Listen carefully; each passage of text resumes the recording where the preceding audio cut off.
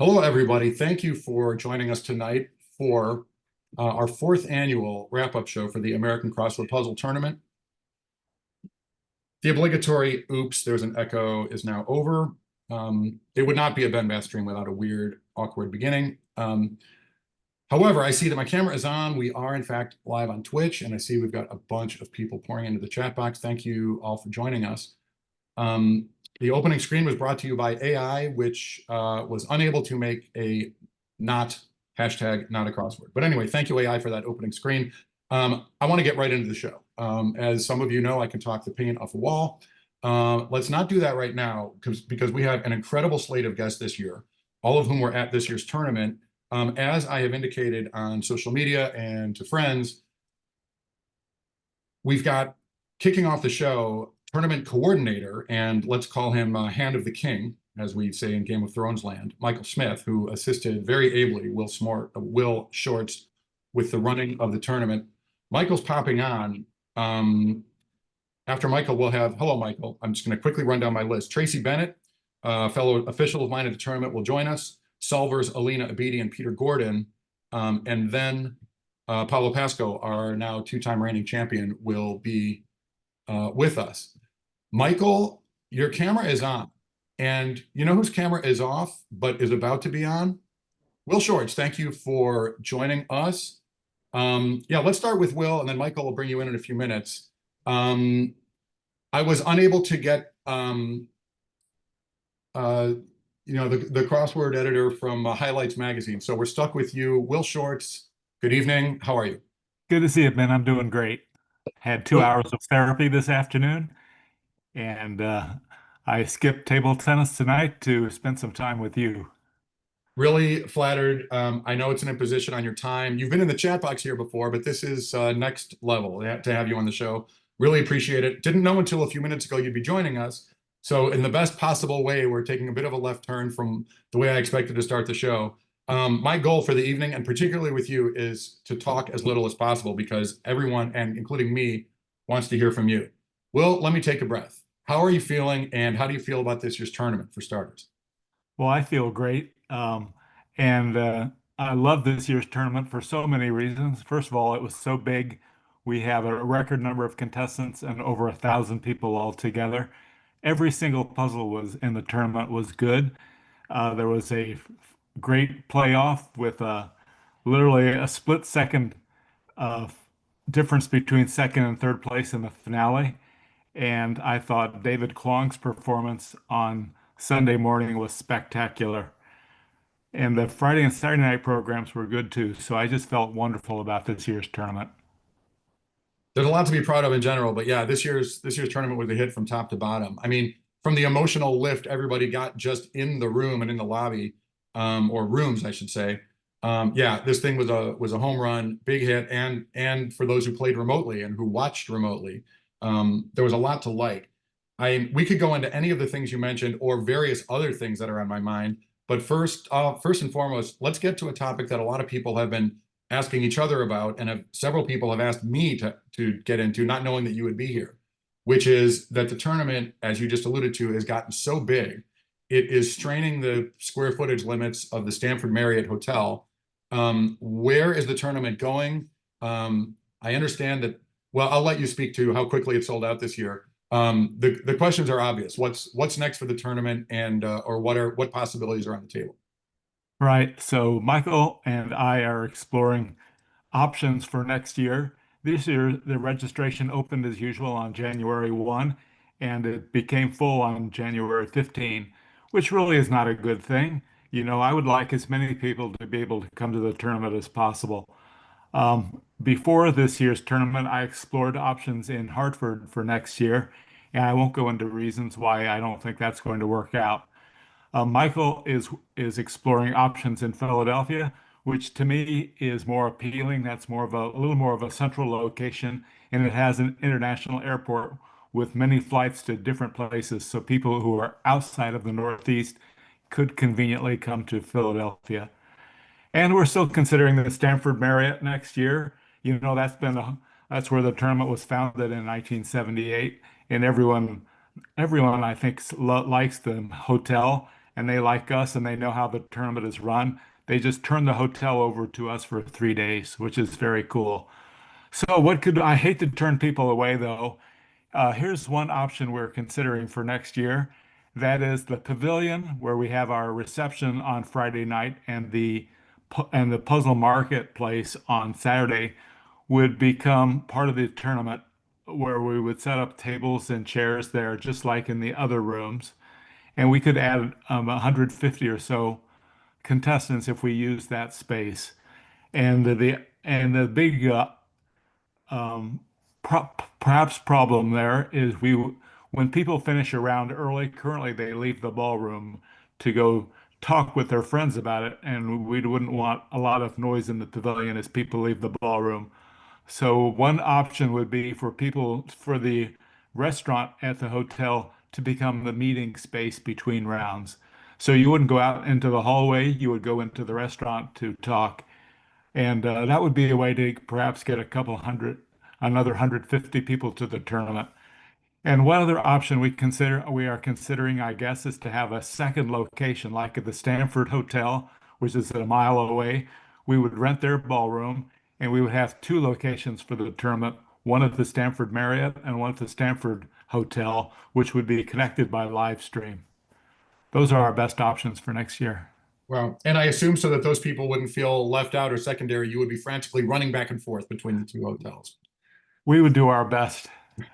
Okay, I can't believe it never crossed my mind that the pavilion would be usable space, but of course that makes complete sense. And so Brooklyn is not really on the table, it sounds like. No, Brooklyn isn't good. Last time we discussed going there, they wanted us to come in February, and I'm worried about a snowstorm canceling the event. And we were just an annual convention there. They didn't care about us personally, like I feel the Stamford Marriott does. And about 10 years ago, we explored hotels in New York City. In fact, we hired a firm to look for hotels for us and solicited bids from a number of places, and nothing worked out. Everything was not available or too expensive or had other bad reasons about going there. So unless someone knows something that we don't, if someone knows something in the New York City area that would be larger than the Stanford Marriott, I would like to hear. Otherwise, I think our best options are Stanford or Philadelphia for next year. That all makes a lot of sense. Well, at the rate you're going, maybe the Meadowlands football stadium would be Uh, something to think about.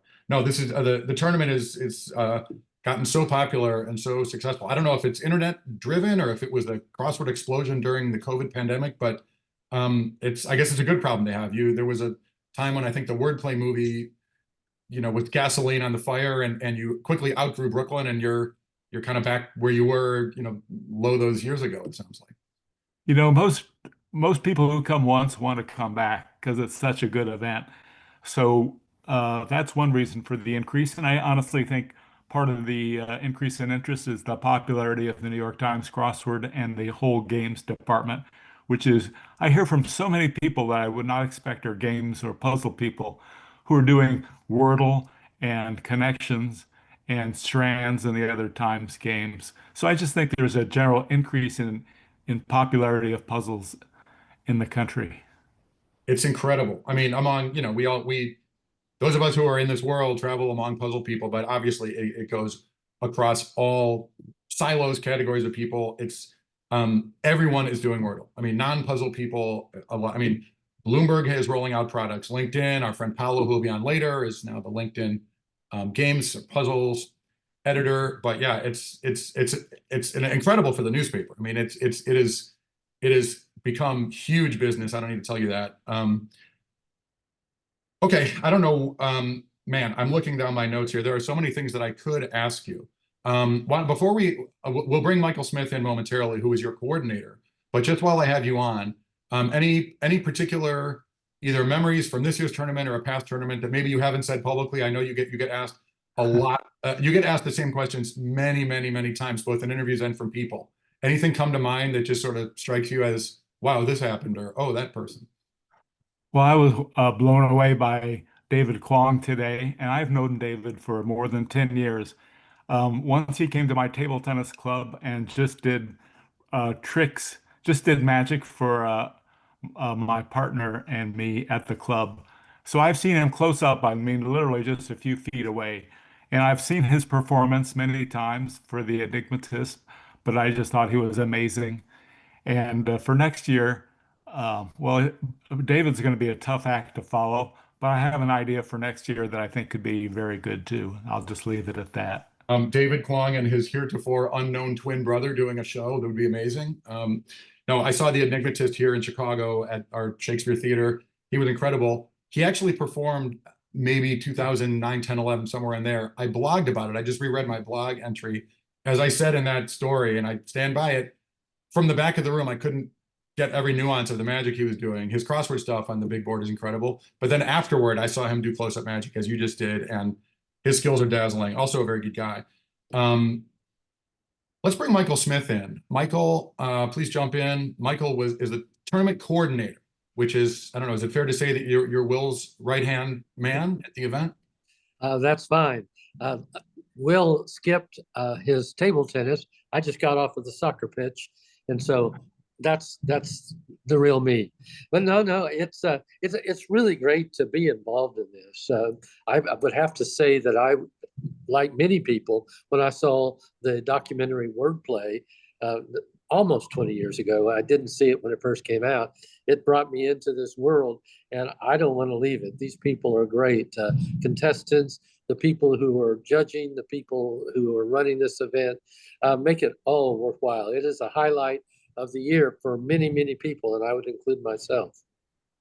You know, I look back at that was my story as well. The Wordplay movie came out on my birthday, and a girlfriend of mine took me to the movie. It was a terrific night. We played Scrabble first, obligatorily.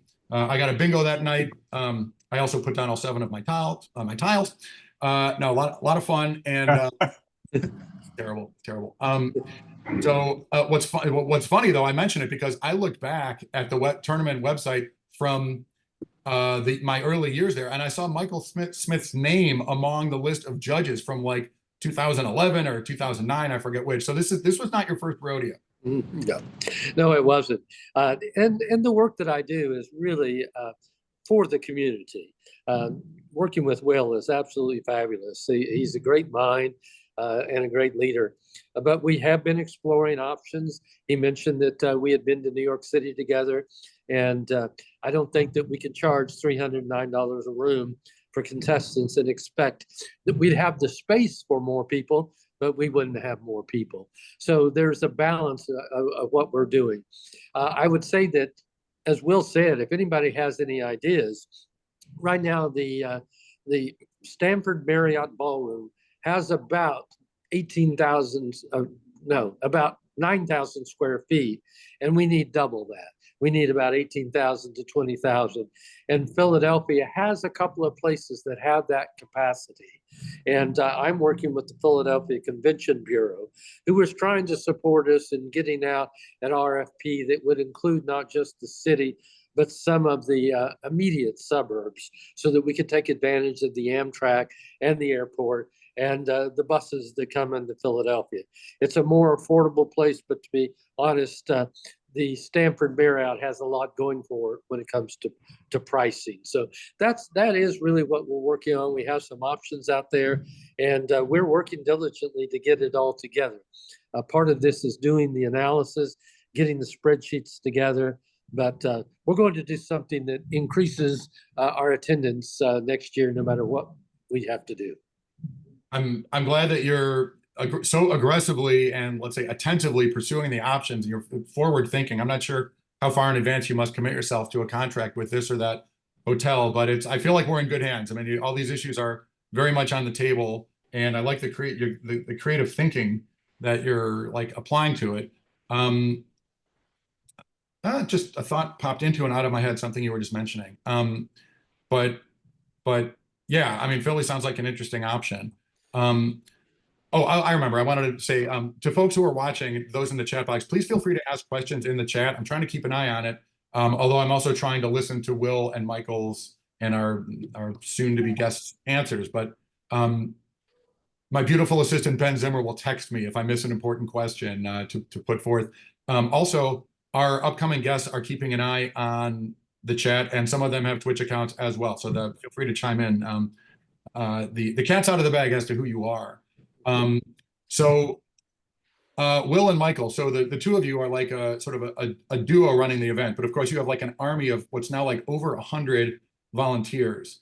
And by contrast to what Will said about the Brooklyn Marriott, the Stamford Hotel was positively, I don't know, eager, bordering on giddy to find any way they could to help this thing along. I mean, down to like the plastic hotel room cards had like ACPT crossword artwork. I mean, they were so eager to please. They, from to my mind, from where I sat, they really did an extraordinary job.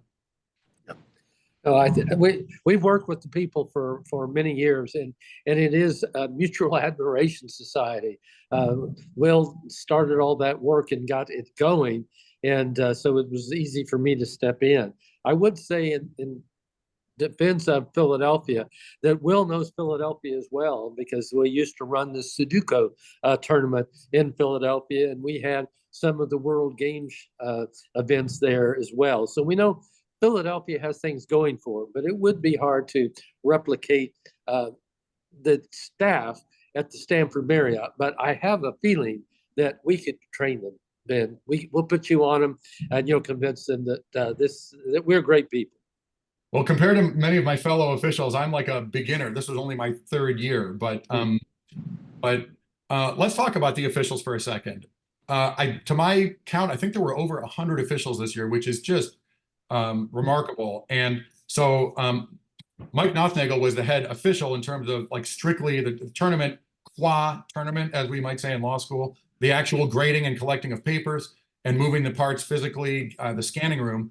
But then more broadly, there's just a tournament to run. Michael, what is your, like, can you explain to us what your job is or what your role is in pulling this thing off? And also Will, how does your tournament life change with Michael as your like as the Robin to your Batman?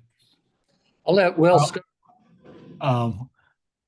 There's so much work that has to be done with the hotel, and setting up the meals for the judges and the space for the judges, the room assignments. Michael does just an incredible amount of work, which I used to do, you know, when there were 125 or 150 contestants, but it's just a whole different level when there's 1,000 people that you have to take care of. And Michael sees all of that. I would also like to say, point out how important Nancy Parsons is to the event. She is the tech chief and sort of a consumer representative. So if you have any question about the tournament, you go to Nancy.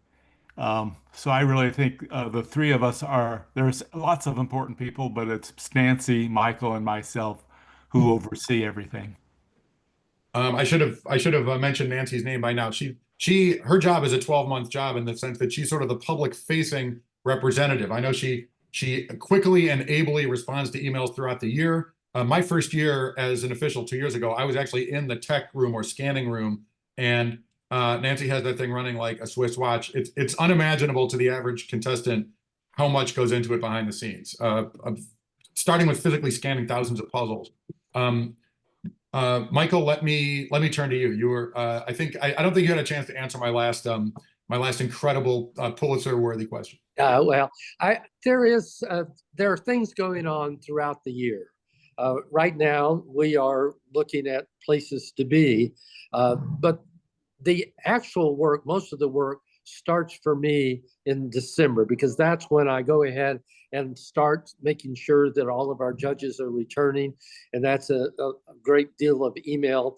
And then we do have people who volunteer, and that's been absolutely fabulous. Just as there are so many people who want to come and participate, what I found is that there are people who just want to be there, and they are not necessarily feeling that they can sit and compete in the crossword world, and that brings people in as volunteers, and that has changed as well.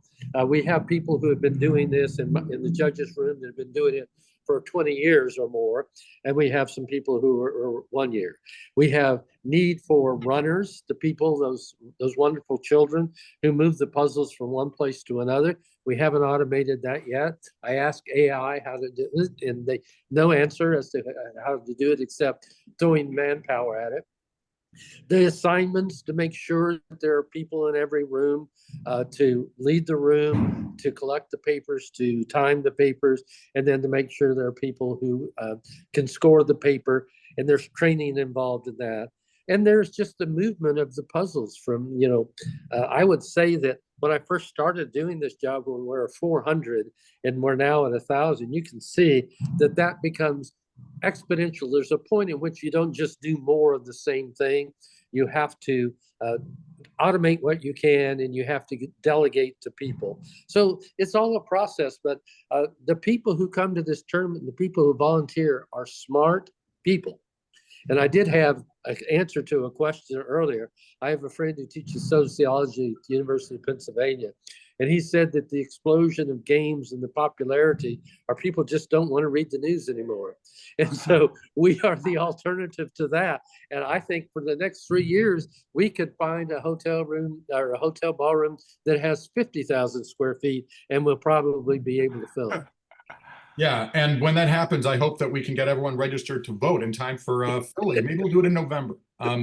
Actually, it's funny when you talk the intelligence behind the scenes. One example that took me a minute to figure out, or maybe someone explained it to me. So for those who haven't participated, every solver has a sticker for every puzzle that they put on the back that then gets scanned by a machine. Not only are there yellow and blue highlighters that to indicate correct and incorrect letters on the grids, but I should have, across the room, I have from an earlier year a copy. The sticker has your name and contestant number, and then there are black squares on the sticker. And I thought those were merely decorative because they look like crossword squares. When in fact what they are unique, like binary code, like 1, 2, 3, 4, 5, 6, 7, 8, 9, etc. And sure enough, if you add up the 32 and the 16 and the 4 and the 1, that is a unique number for contestant number, whatever.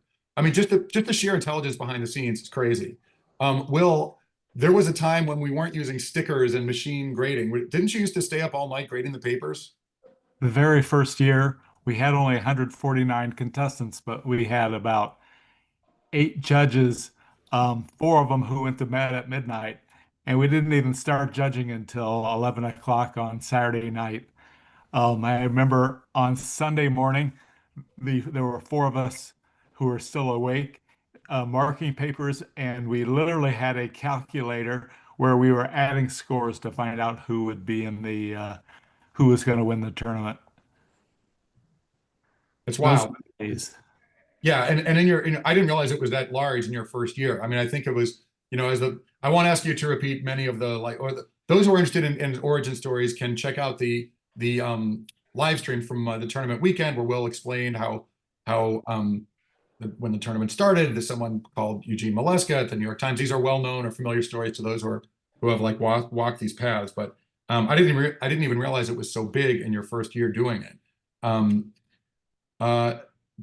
Dan Fair has a question in the chat box. I guess maybe more for Nancy Parsons. Is anybody maintaining the scanning system code since Matt Ginsburg has retired? Is it, have you moved on computer-wise, or is it a legacy situation? Yeah, no, we have moved on. We are very, very fortunate.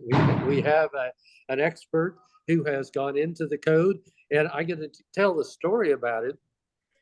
When that code was written by Matt Ginsburg, there was a limit that he just figured out what's the biggest number of people that we're going to have to keep track of. And he set that limit at a fairly low number. We blew through that number last year. And so we did have to go in and get the code read. And the other thing that you mentioned about the blue and yellow markers that highlight the puzzles, and everyone who's participated can see their puzzle. We do scan that and they can see it. But without that getting into the code, some of the original blue no longer scored the way it used to. And the yellows have to be within a certain range of yellow. So we had to have a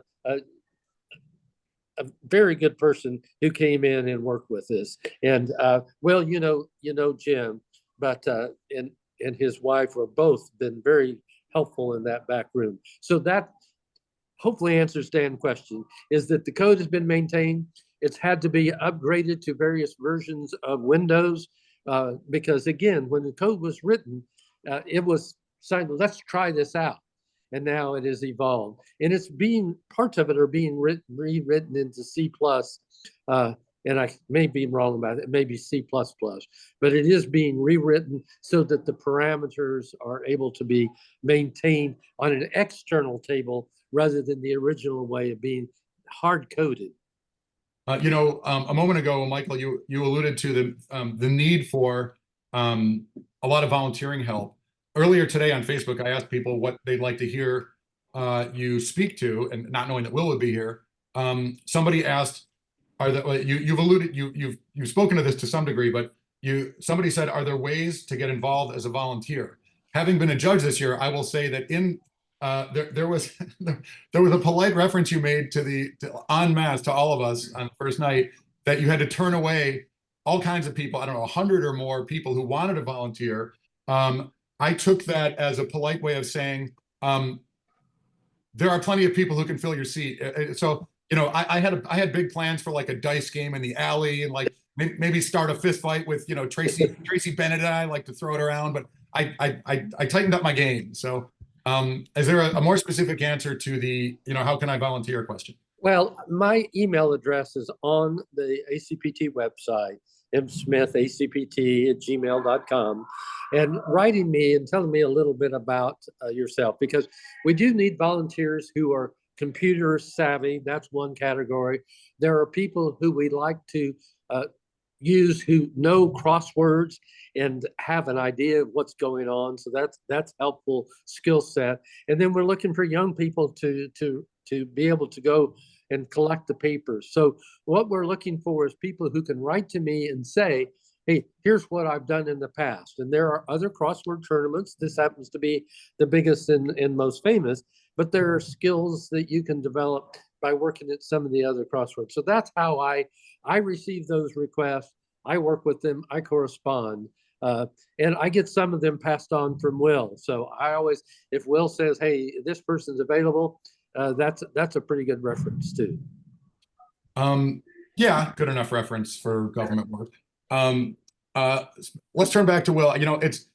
It's been 30 minutes. I could talk to you guys for another 60 without missing a beat. And yet we've got other guests waiting to come on.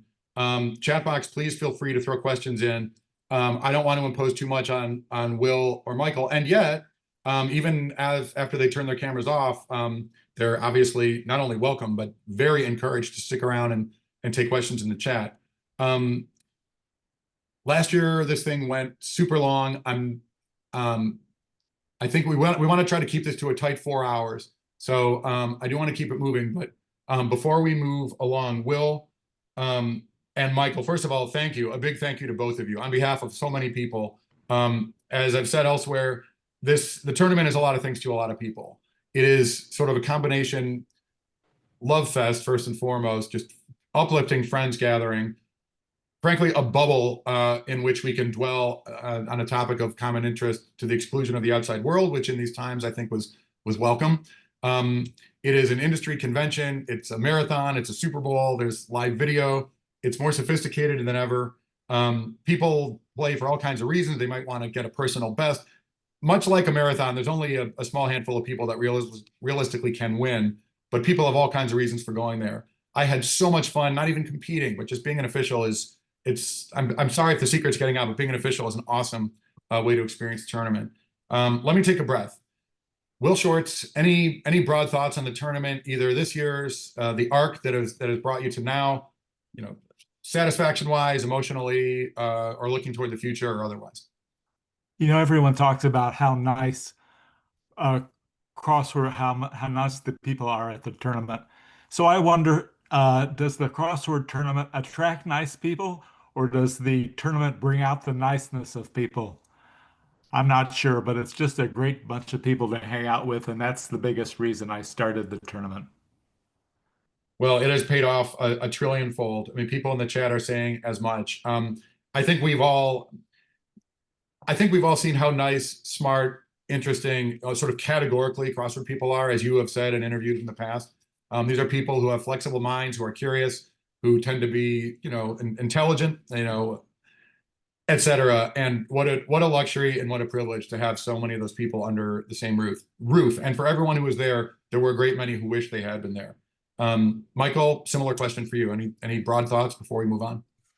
No, I think every year we look back at it and we say, that was a good tournament. And we are at that point at which we are on an amazing arc where it does get better and better every year. The articles that came out, the recent one in the New York Times where a reporter came into the scene not knowing it, just came away impressed with it. The article a couple of years ago in the New Yorker about just amazed by the nice people and the conversations that take place. They may call us nerds, but we're good nerds. And we think that we can continue to do better. So we encourage everybody to keep talking it up. Let people know that this is a good place to be. And we will keep making it bigger and better. And we're not going to go ever rest on our laurels. We think we can do better every year. Plus one, that New York Times piece was such a, she hit all the right notes, just terrific. I'm sure Ben Zimmer's already typing the link into the chat. But yeah, she wrote just a terrific piece that really, I thought, captured the emotional arc of the event for a lot of people. Well, Will and Michael, thank you. I know that there were other, as somebody who plays tennis at 6:30 in the morning, I understand the urge to like hit a sphere with a thing. So Will, thanks for, I know table tennis is a part of the rhythm of your life. Appreciate you skipping the game to join us here tonight. I want to bring in Tracy Bennett. Speaking of New York Times games, Will and Michael, I tell you what, we can message privately if you want to come back later in the show. But on the assumption that you don't, thanks so much for being here. Actually, Will, why don't you leave your camera on for 1 second? Tracy, welcome. Hi. Will I'm a mere freelancer on a contract basis with the New York Times, but Tracy, you really better be on your best behavior right now because you're, is that your boss? Is that fair to say? Sort of, yes. Let me take a breath. Let me leave Will on the screen just because like this is sort of an NYT moment. Tracy, welcome. First of all, how are you? I'm doing great. Doing great tonight. You're here, I think, primarily because of your, wearing the hat, like as I did, of an official this past weekend. But for those who don't know, Tracy is also a crossword editor at the New York Times. There's also a popular word game known as Wordle that Tracy is rides herd over very ably. Tracy, what was your experience like as an official this year? And this was not your first year. This was not my first year. I've been coming for 14 years, I figured out. And David Kwong was actually the first person I saw perform. That was my first tournament. I came 3 years in a row as a competitor. And I never got out of the E division. So I decided to switch and go to being an official, which was a wonderful decision on my part. I really love working behind the scenes. And I've done every rotation. So, there's being on the floor and collecting the papers when people put their hand up. And that's very exciting. But I also really love marking the puzzles in the puzzle room, in the judges' room. This year was different. I made the mistake last year of telling Nancy Parsons that I love sorting and that I have dreams about sorting things. And they're like wonderful dreams. So she put me in the tech room the whole time. So I was sorting papers from 1 to 810, I think that's how many there were for each puzzle. There were a number of us doing it, but only like 3 or 4 of us at a time. So that was a lot of work. And even though I loved it for about 5 hours, by the end of the weekend, I had like bloody cuticles. Like if I get assigned next year to that role, I'm going to bring those little rubber tip things so that I can avoid that. My first year, I was also in the sorting. I wasn't sorting. I saw it happening. I was John Lieb and I sat next to each other, sort of scanning madly, feeding paper into scanners for an entire day. By the way, my first time as a volunteer, my first time as a competitor was also 3 years in a row with David Kwong there. So, oh wow, you must have started about the same time.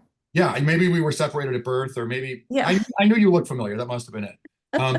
While I've got you both on the screen, it is Let's press pause on the tournament for just a second, because how often do I have the chance to interview Will Shortz and Tracy Bennett about the New York Times crossword process? There was a time when the New York Times puzzle was edited by Will Shortz in his residence, surrounded by tons of like dictionaries and other reference books. Now there are 5-ish full-time crossword editors working with Will, who makes the ultimate selection of puzzles that get in. But there is a workflow process, as is familiar to many watching this. Maybe it's the prevalence of crossword writing software or the COVID pandemic, but you're getting, I don't know, well over 100, between 100 and 200 submissions a week. Right. Tell you what, let's go to Will first. Will, there was a time when Joel Faliano or Sam Mazursky would run up to your house, or any of numerous others, Anna Sheckman, and help you. And look, and here we are now. You've got this like machine, like this empire. What is that arc been like toward what I like to call the Tracy Bennett era? Well, when I started at the Times in 1993, the crosswords were a department of one, which meant all the submissions came to me personally. I had to look at every one myself, and I replied to everyone personally. And then I edited the puzzles, and I looked at the proofs and corrected them for the typesetters. And if anyone had a question about their crossword, I was the one who was supposed to answer it. Starting around 2000, once the mail got crazily big and I didn't want to work 80-hour weeks for the rest of my life, I started having a summer intern to help me out. And then I think it was around 2013 when Joel Faliano was my summer intern. He was so good, he came back the second year, then the second summer, then he came back the third summer. I remember that third summer, at the end of the summer, he was about to graduate from school. So I asked him over a meal, what are your plans for next year? He told me a couple of things that he was thinking about, but he said, what I'd really like to do is come to work with you on the crossword. So that's what he did. He's been full-time at the New York Times ever since. And since then, we have a number of other very talented people who come to work with us. Sam Mazursky, Tracy, also Winna Liu, and lately Ian Livengood. So it's just a department of have I missed anybody? Christina Iverson. Christina Iverson, sorry, Christina, yes. It's a very talented group of people, and some of them screen the submissions that come in and reply to them. Once or more a week, we have a maybes meeting where we all get together online because we're scattered all around the country. Tracy is in Michigan, Christina is in Iowa, Sam is in Buffalo, Joel is in Philadelphia. he's in Philadelphia. Philly, yeah. Yep. Yes. So we're all over and we get online and discuss the submissions together, and usually reach a consensus on what we like the most and how we might want to tweak the puzzle if we want to tweak it. So it's just a brilliant group of people, a very talented people, and it's a joy to work with. Tracy, what's your role in this workflow process? Or another way I'd like to ask it, is everyone's role essentially the same? Does each of the 5 people take 20%, or does somebody intake or polishing or what have you? Some of us do more of the mail, which is the assessing the puzzles that are coming in and routing some things for the maybes meeting and handling things that are obvious no's. And then some of us do concentrate more on first editing it, but we all do all of the tasks. Yeah. So there's also first edit, which is all of the puzzles that we're going to publish within a week. Each of us gets a certain number of those to pre-edit, but Will always does the final edit on those. And while he was out, Joel was the final editor on those. Quick side note, I'm sure people want to hear about Wordle. This is not, the show is about crosswords and the crossword tournament, but I'll just say that to the extent that Wordle doesn't require, I'm guessing, as much babying and as much micro editing as a New York Times crossword process does. Not even close. Having said that, I think it makes a lot of sense that there is a person that is the Wordle person. And I'll just say from where I sit, the Times has the perfect person in you, in that you're such a, like, you have such a like lovely, gentle personality, and you're such a good listener. I don't know if I'm right, but I assume that people are constantly coming up to you and telling their thing about Wordle. Just like Yeah, people and I come up love to hearing Jordan. those stories. I Exactly. mean, You've got the yeah. personality to listen patiently, and it's like I see you as like a kind like librarian or bartender who is happy to listen. Um, That does you describe me well. yeah, I mean, I feel like that does that happen a lot when people are like, "Oh, my mother and I do this," or "My brother thinks he's smarter than Yes. me," or whatever. Of Yes. And especially people like to tell me their hole-in-one stories, which I love to hear. I mean, course. exciting moments for anybody. Yeah. I got a text from our friend Will Hall, who only came in from Amsterdam to play the ACPT this year. He's an international pilot, but he knew, to my surprise, he knew my everyday starting word. And he texted me perfectly saying, "Have you played Wordle yet today?" He didn't say. And so sure enough, when it lit up, it was like, I had my hole-in-one moment. I had the luxury of having the surprise because he handled it so deftly. Let's turn to Will Shortz on the subject of New York Times games. Wordle was acquired by the New York Times and maybe appeared in similar format elsewhere earlier. But Will, the spelling bee, I think it's fair to say, is homegrown. And correct me if I'm wrong, I think you created it initially for the newsprint, like maybe for the Sunday magazine. Is that accurate? That's right. The spelling bee was my creation, although I based it on something that I saw in British newspapers. It was in the Sunday magazine for, I don't know, a year or two before the digital games department came up. And that was the first thing that was added beyond the mini. And it's really a nice puzzle for online because you get immediate feedback on whether your word is considered common or not, and it becomes a nice daily part of it's a nice part of your daily routine. My average is I always start with the word arose, and Tracy has never made that the starting word, so I have not yet had a hole-in-one experience. The hardest Wordle ones I find are the ones with a lot of common letters, which you get quickly, and then there's one or two difficult letters. Like today, I hope I'm not spoiling it for anyone who hasn't done Wordle yet. And if I am, you should turn off your computer for 5 seconds. But I went with stool and then stoop, and then it was stood. So it took my average Wordle is just a hair over 3.5. But today I'm afraid I went to 5. So I blame you, Tracy. Well, at least you didn't break your streak. Tracy, you're putting your job at risk. I mean, come on, we got my personal approach. I like to start. Well, I want to get all 6 vowels. I start with the word route, and then I go on to the word daisy or the word inlay, depending on how I do with the word route.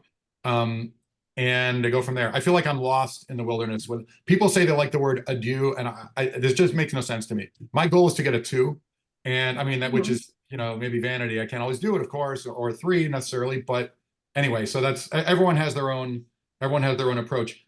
P.S. Tracy, Will, don't listen to this. Tracy, you can get some brownie points by using the word arose. Okay, duly noted. Yeah, Ben Zimmer is pointing out in the chat something I was about to bring up. Frank Longo is now the editor of the newsprint spelling bee, by which I mean he gets I think Sam Mazursky would second this, he gets the often thankless job of deciding what is or isn't a permissible word. I think the world is moving away from Twitter. I asked Sam about this during the tournament. Sam Mazursky edits the spelling bee on everyone's apps and computers and devices. Poor Sam used to wake up every day to dozens of people like chewing him out on Twitter. And for every person saying that this word should be on the list, there's somebody saying that this word should not be on the list. And it's not quite the same thing as, this crossword was too hard, this crossword was too easy, to which Will Shortz would elegantly send the opposite letter back to the person who said, because they're arguing about maybe different words. But there is no word list, obviously, that will satisfy everyone. Nor is there a Wordle where, I mean, I don't know if people complain to you that about your choice of a word in Wordle, but ultimately you've weeded out like the words that just don't work. And I mean, at that point, it's up to the player to play the game, right? Yeah, I have curated out some words that were quite obscure, like CAPUT and even Agora. I'm not going to use in Wordle. And I've added a few that were mysteriously missing, like panda and squid, emoji, and things like that. Wow, there you go. Yeah, emoji. That belongs in there. Ben is pointing out that Winna gets the connections rage as Oh, a yeah. as a lover of the Only Connect TV show on the BBC, as I know others in the chat are, and as someone who plays in the Only Connect League, I'm always amused by people who have comments about connections, such as they had a make of a car at the beginning of each word. That is so unfair. I mean, that provides enjoyment to some of us. I mean, the so-called word one is like the first thing some of us look for, but everybody, I guess, has their water level. Um, I'm just trying to keep an eye on the chat as well. This is, Will Shortz, now that you've like generously, put your table tennis aside. By the way, speaking of streaks, I don't know if your table tennis streak is at risk because of your being here right now. But on the assumption that it is not, feel free to stick around for, for the duration of the show if you want to, but by all means, check out if and when you want to. But I mean, what a luxury to have you here. And you as well, Tracy. I mean, Thank I you. almost want to like take a breath, very hard for me to do, and let the chat box take over. I mean, there are so many questions for each of you, but I mean, this is ostensibly an ACPT show, but between Wordle, Spelling Bee, and the New York Times crossword editing and production process, I mean, we could do a 2-hour show on any one of those topics. Mhm. Let's see, it's all right. I think we're doing okay on time. Tracy, I'd like to hear how you got involved on the New York Times crossword edit team. On the editing, well, I made puzzles for many years, and then I started the incubator with Laura Brownstein and got some editing experience. But always it was, a side job, and I had a day job. And then in 2020, the job became available, as something you could apply for, and I just threw my hat in the ring and interviewed and got hired. It was a big decision because I had been at my job for 30 years and thought I would retire there. Wow. So it was a big change in my life in my 50s, kind of a leap of faith. And it turned out to be a great decision. Wow, amazing. Job. And your previous job was Wall Street Journal crossword assistant editor. No, I managed a staff of copy editors and mathematical copy editing here in Ann Arbor. Got it. So you were to the manor born, I guess. Tracy, so glad you're in the mix here. I mean, it killed me to move on from Michael Smith, and it kills me to move on from you as well. And yet we've got solvers waiting in the wings. Will, please hang out or not as you prefer. But before we move on, Alina, Abidi, and Peter Gordon, before I bring in Alina and Peter, or during, any broad thoughts, Tracy, before we move on to Peter and Alina? Just that I'm so glad that the ACPT is here. I have found my community there. That's where like most of my tribe is. And I really love going every year. I can't wait to see what happens next year. I'm excited. It's a lot. It's overwhelming. One thing that's great about judging, sorry, Alina and Peter, before I mentioned your names and now I'm stepping over you for a sec, sorry. One great thing about judging is that you get concentrated time with the fellow judges in the judging room and on the judging floor and at the judges' meals, which are terrific, by the way. It is a whirlwind with over 1,000 faces in under 48 hours. There has to be a tournament. Will, may I suggest next year, no tournament, just a solid wall-to-wall hangout would be amazing. But yeah, there has to be a tournament. There's evening entertainment. There are meals. Ostensibly, there's sleep. You have to decide how much of that you want. And, good luck even looking at, much less saying hi to everyone. With that said, that is a huge perk of being in the judging room, as is passing out the papers in the ballroom, because at least you get to nod hello or smile at people that you know. And I know, as Tracy mentioned earlier, I get a lot out of that too. Okay, anyway, Tracy, thanks so much for doing it. Please hang out if you like, and please chat. And Tracy, I'm not sure if you're a Twitch person or if you have like a Twitch ID. No pressure, but feel free to. That's what I was staring at earlier. Excellent. Yeah, I don't know if it's like a frantic scramble to sign up for it if you haven't before, but Tracy, thanks again for doing it. Thank you. Okay, Peter, Alina, please, we're trying to talk. No, sorry, Peter and Alina, for the awkward, slow introduction to having you on. Thanks so much for doing it. Alina Abidi and Peter Gordon, two excellent crossword constructors, but also two players. And it's wow, you get Peter before you need him, and you lose him when you need him. No, Alina, let's start with you, Alina. Love your constructing, but you are here tonight wearing your hat of ACPT player. First of all, before we get to that, let me pause my pause. How are you? Hello, thanks for doing this. I'm great. Yeah, thank you. I'm really happy to be here, and I had so much fun listening to everybody talk.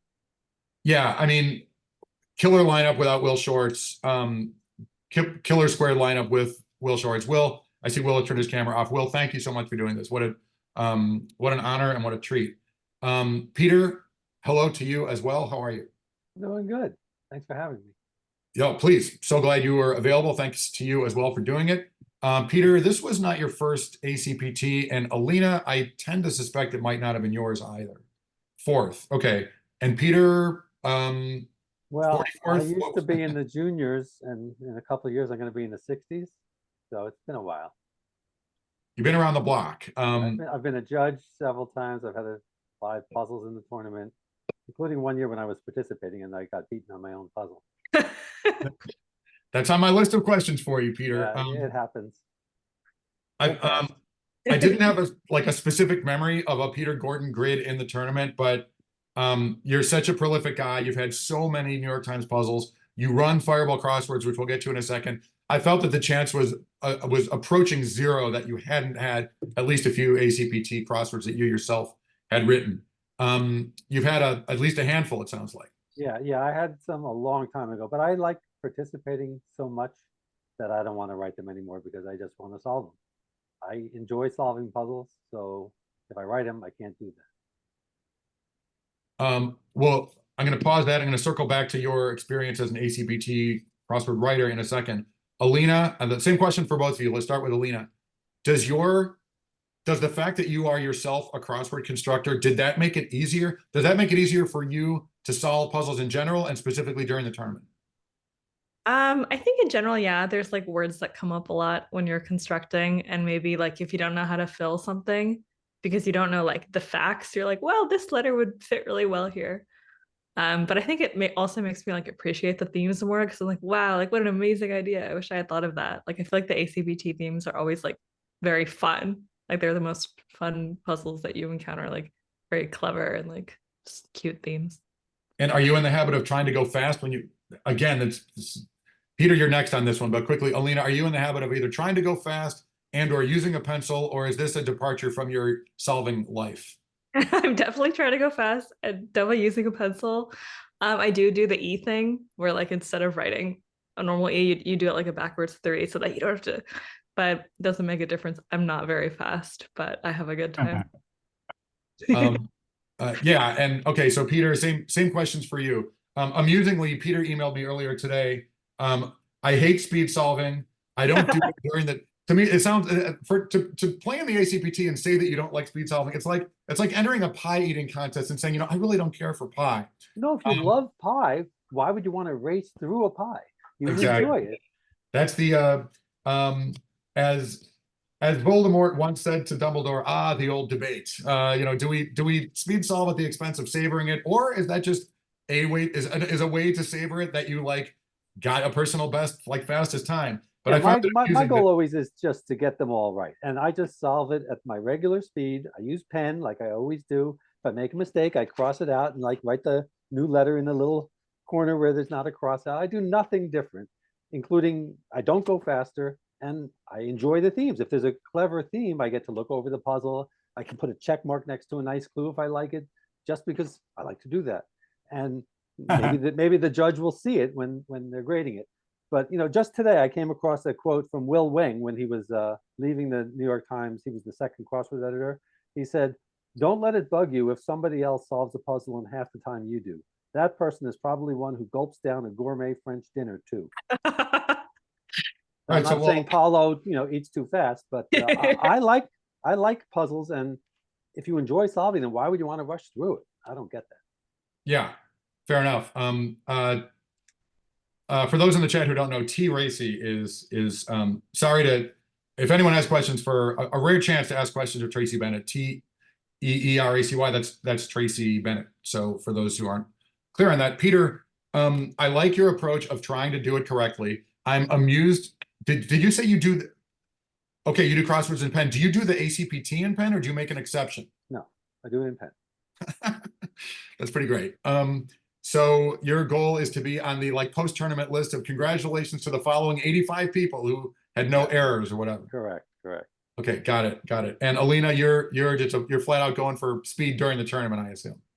I mean, I guess, but like a lot of people are like, I went so fast, I didn't even notice the theme. Like, I'm noticing the theme, I'm using the theme to finish. Like, it's not too fast. Okay, you didn't do what I did on Puzzle 5, which is to be so eagerly trying to go fast that you didn't even read like the tagline for the first 3 minutes. That might have helped me a little.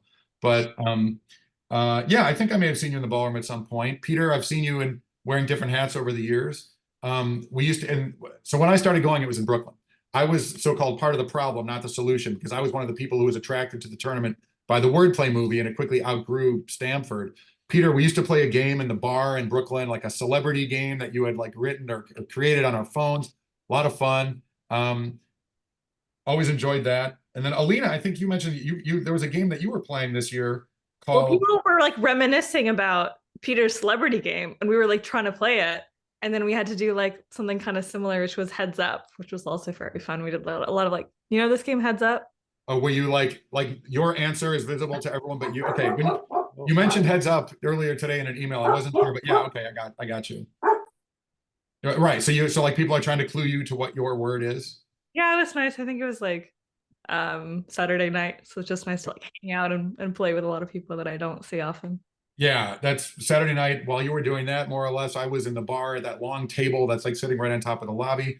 We were playing a game called Exquisite Fruit, which is popular in National Puzzlers League circles. And I had never seen this happen at an ACPT. It's sort of a late night, you know, when everything else is done and it's past midnight and you're maybe having a beer. Let's play Exquisite, and an impromptu game breaks out. Thank you, Kevin West, I think it was. Am I remembering? No, not Kevin. Oh, I'm drawing a blank. Ben Zimmer, correct me in the chat box. And Andrew Eston. I knew he had West in the middle of his name. It was like a crossword answer. It was Andrew Eston who threw out the idea, let's play Exquisite Fruit, and it turned into a whole sort of pleasant, like free-for-all. Alina, you threw out some bullet points earlier today in an email. So let's maybe we shouldn't give, like, maybe we should avoid spoilers to this year's puzzles, but I'll start with you, and Peter, I'll ask you the same thing. Any particular puzzles from this year's tournament that you particularly got a kick out of? How do I do that with avoiding spoilers? Well, should we give people the chance to mute their computers and talk about the actual puzzles? I'm agnostic on that topic. Why don't you allude to maybe who wrote the puzzle? And I mean, is there anybody watching this who is like looking for it still? I mean, I would think that, Don't spoil the puzzles. No, but yeah, I mean, maybe I like Puzzle 5. I wish that there had been asterisks on the theme clues to make it a little bit harder. I mean, I like the puzzles to be super duper hard, because if I just zip through it in 3 or 4 minutes, it's not very challenging. I'd rather that it take more time so that I get my money's worth of solving. exactly. Well, and as I think you made the point that like on a pound for pound basis, you were getting better value at the tournament than, I mean, Paolo, thank goodness he won a cash prize, because, you know, he paid a lot, you know, he paid a lot, Right. for, you know, per minute or whatever. Alina, same question for you. Yeah, I mean, they were all lovely, but I think two that jumped out that I really loved a lot of clues from, especially, were Winna's and Joel's. Yeah, both great. Yeah, I was chatting with Sid Shivakumar, our friend who wrote Puzzle 5, which famously, infamously, I don't know, notoriously is the super hard crossword during the tournament. Sid wrote a puzzle that had asterisks next to all of the answers that tied together in a certain way. And when he originally, I don't know if it was like as submitted, there were no asterisks, so that would have really like amped up the difficulty level. And I'm sure there are those who, it might have slowed Paolo by 12, even 14 seconds if or or microseconds. But yeah, so Sid wrote this great puzzle. As a judge, I took my chance to sort of sit aside and quickly try to solve it as the ballroom was solving it, and I was able to get through it and then assist with the collection of the puzzle, knowing that it wasn't going to be like a puzzle one where it was a 15x and people were going to be racing through it. So that worked out reasonably well. So Alina, you also mentioned in an email that you got a kick out of, Will Shortz alluded to it, but we might as well give props to Patrick Creedon and the Wordplay movie. What can you tell us about that and the Saturday night entertainment slate? Yeah, I feel like the Wordplay movie, I don't know if it got me, I feel like it inspired me to get really into constructing. It's just like a lovely film. I feel like a lot of non-crossword people feel like it's one of the best documentaries. And so they played some clips from the film that were really funny and really heartwarming. They're like huge celebrity guests like Jon Stewart and Bill Clinton. But then there's also just like really heartwarming quotes from people who've been attending for years. Yeah, just a total feel good. And I mean, there was at one of the, I don't know, this was my 7th, I think, ACPT. At an earlier one I attended, there was also like a look back at the movie. I think maybe that year they showed like some cutting room floor, like outtakes from the movie. Patrick Creedon told this great story about how they tried to get Jon Stewart into the movie, and they were getting blown off either by his agent or his manager or the producer of his show. And then through Judge Victor Fleming, a fellow judge of mine this year and a longtime judge, Judge Vic, being an Arkansas native, knew Bill Clinton and reached out to him. Bill Clinton said, "Sure, I'll appear in that movie." And then Patrick, in turn, which was a huge boon to the makers of the movie, obviously. And then even post White House, and then they were able to sort of big time. The very Jon Stewart who had big timed them and said, "Well, we're only going to be in town for one day, interviewing President Clinton. We'll try to squeeze you in." At which point, Jon Stewart changed his tune and like was eagerly jumping in. Peter Gordon, the Wordplay movie, A, you were probably there, and B, the hat you're wearing, Fireball Crosswords. These are two topics I want to get to. Let's start with the movie. Do you have any memories of that thing being filmed? Alina and I were small children at the times, but maybe you remember it better than we do. Sure. I mean, how can you forget that final where Al left out those 2 letters? Oh, it's heartbreaking. But I also wanted to talk about the David Kwong performance. I loved it. I had seen The Enigmatist, but it didn't matter. It was just still so good. Loved it. And everyone around me was just amazed at how good he was. And, Excellent. And Fireball Fireball Crosswords is a 45 times a year hard puzzle. Most of them are themed. So if you had trouble on puzzle 5 and you want to get better for next year, sign up, fireballcrosswords.com. I was about to say it and say Ben Zimmer's probably already typing it. I am a proud, longtime subscriber to Fireball. I don't know if it's still there. Maybe it still is, but I just sit back and enjoy everything that pours into my inbox, including I think maybe it was today or yesterday. But on your website there was a tagline: "If you need to ask how hard these puzzles are, they're not for you." Is that? It's still there. It's still there. Is that still true? By the way. I mean, if you could do a Saturday New York Times, you can finish these.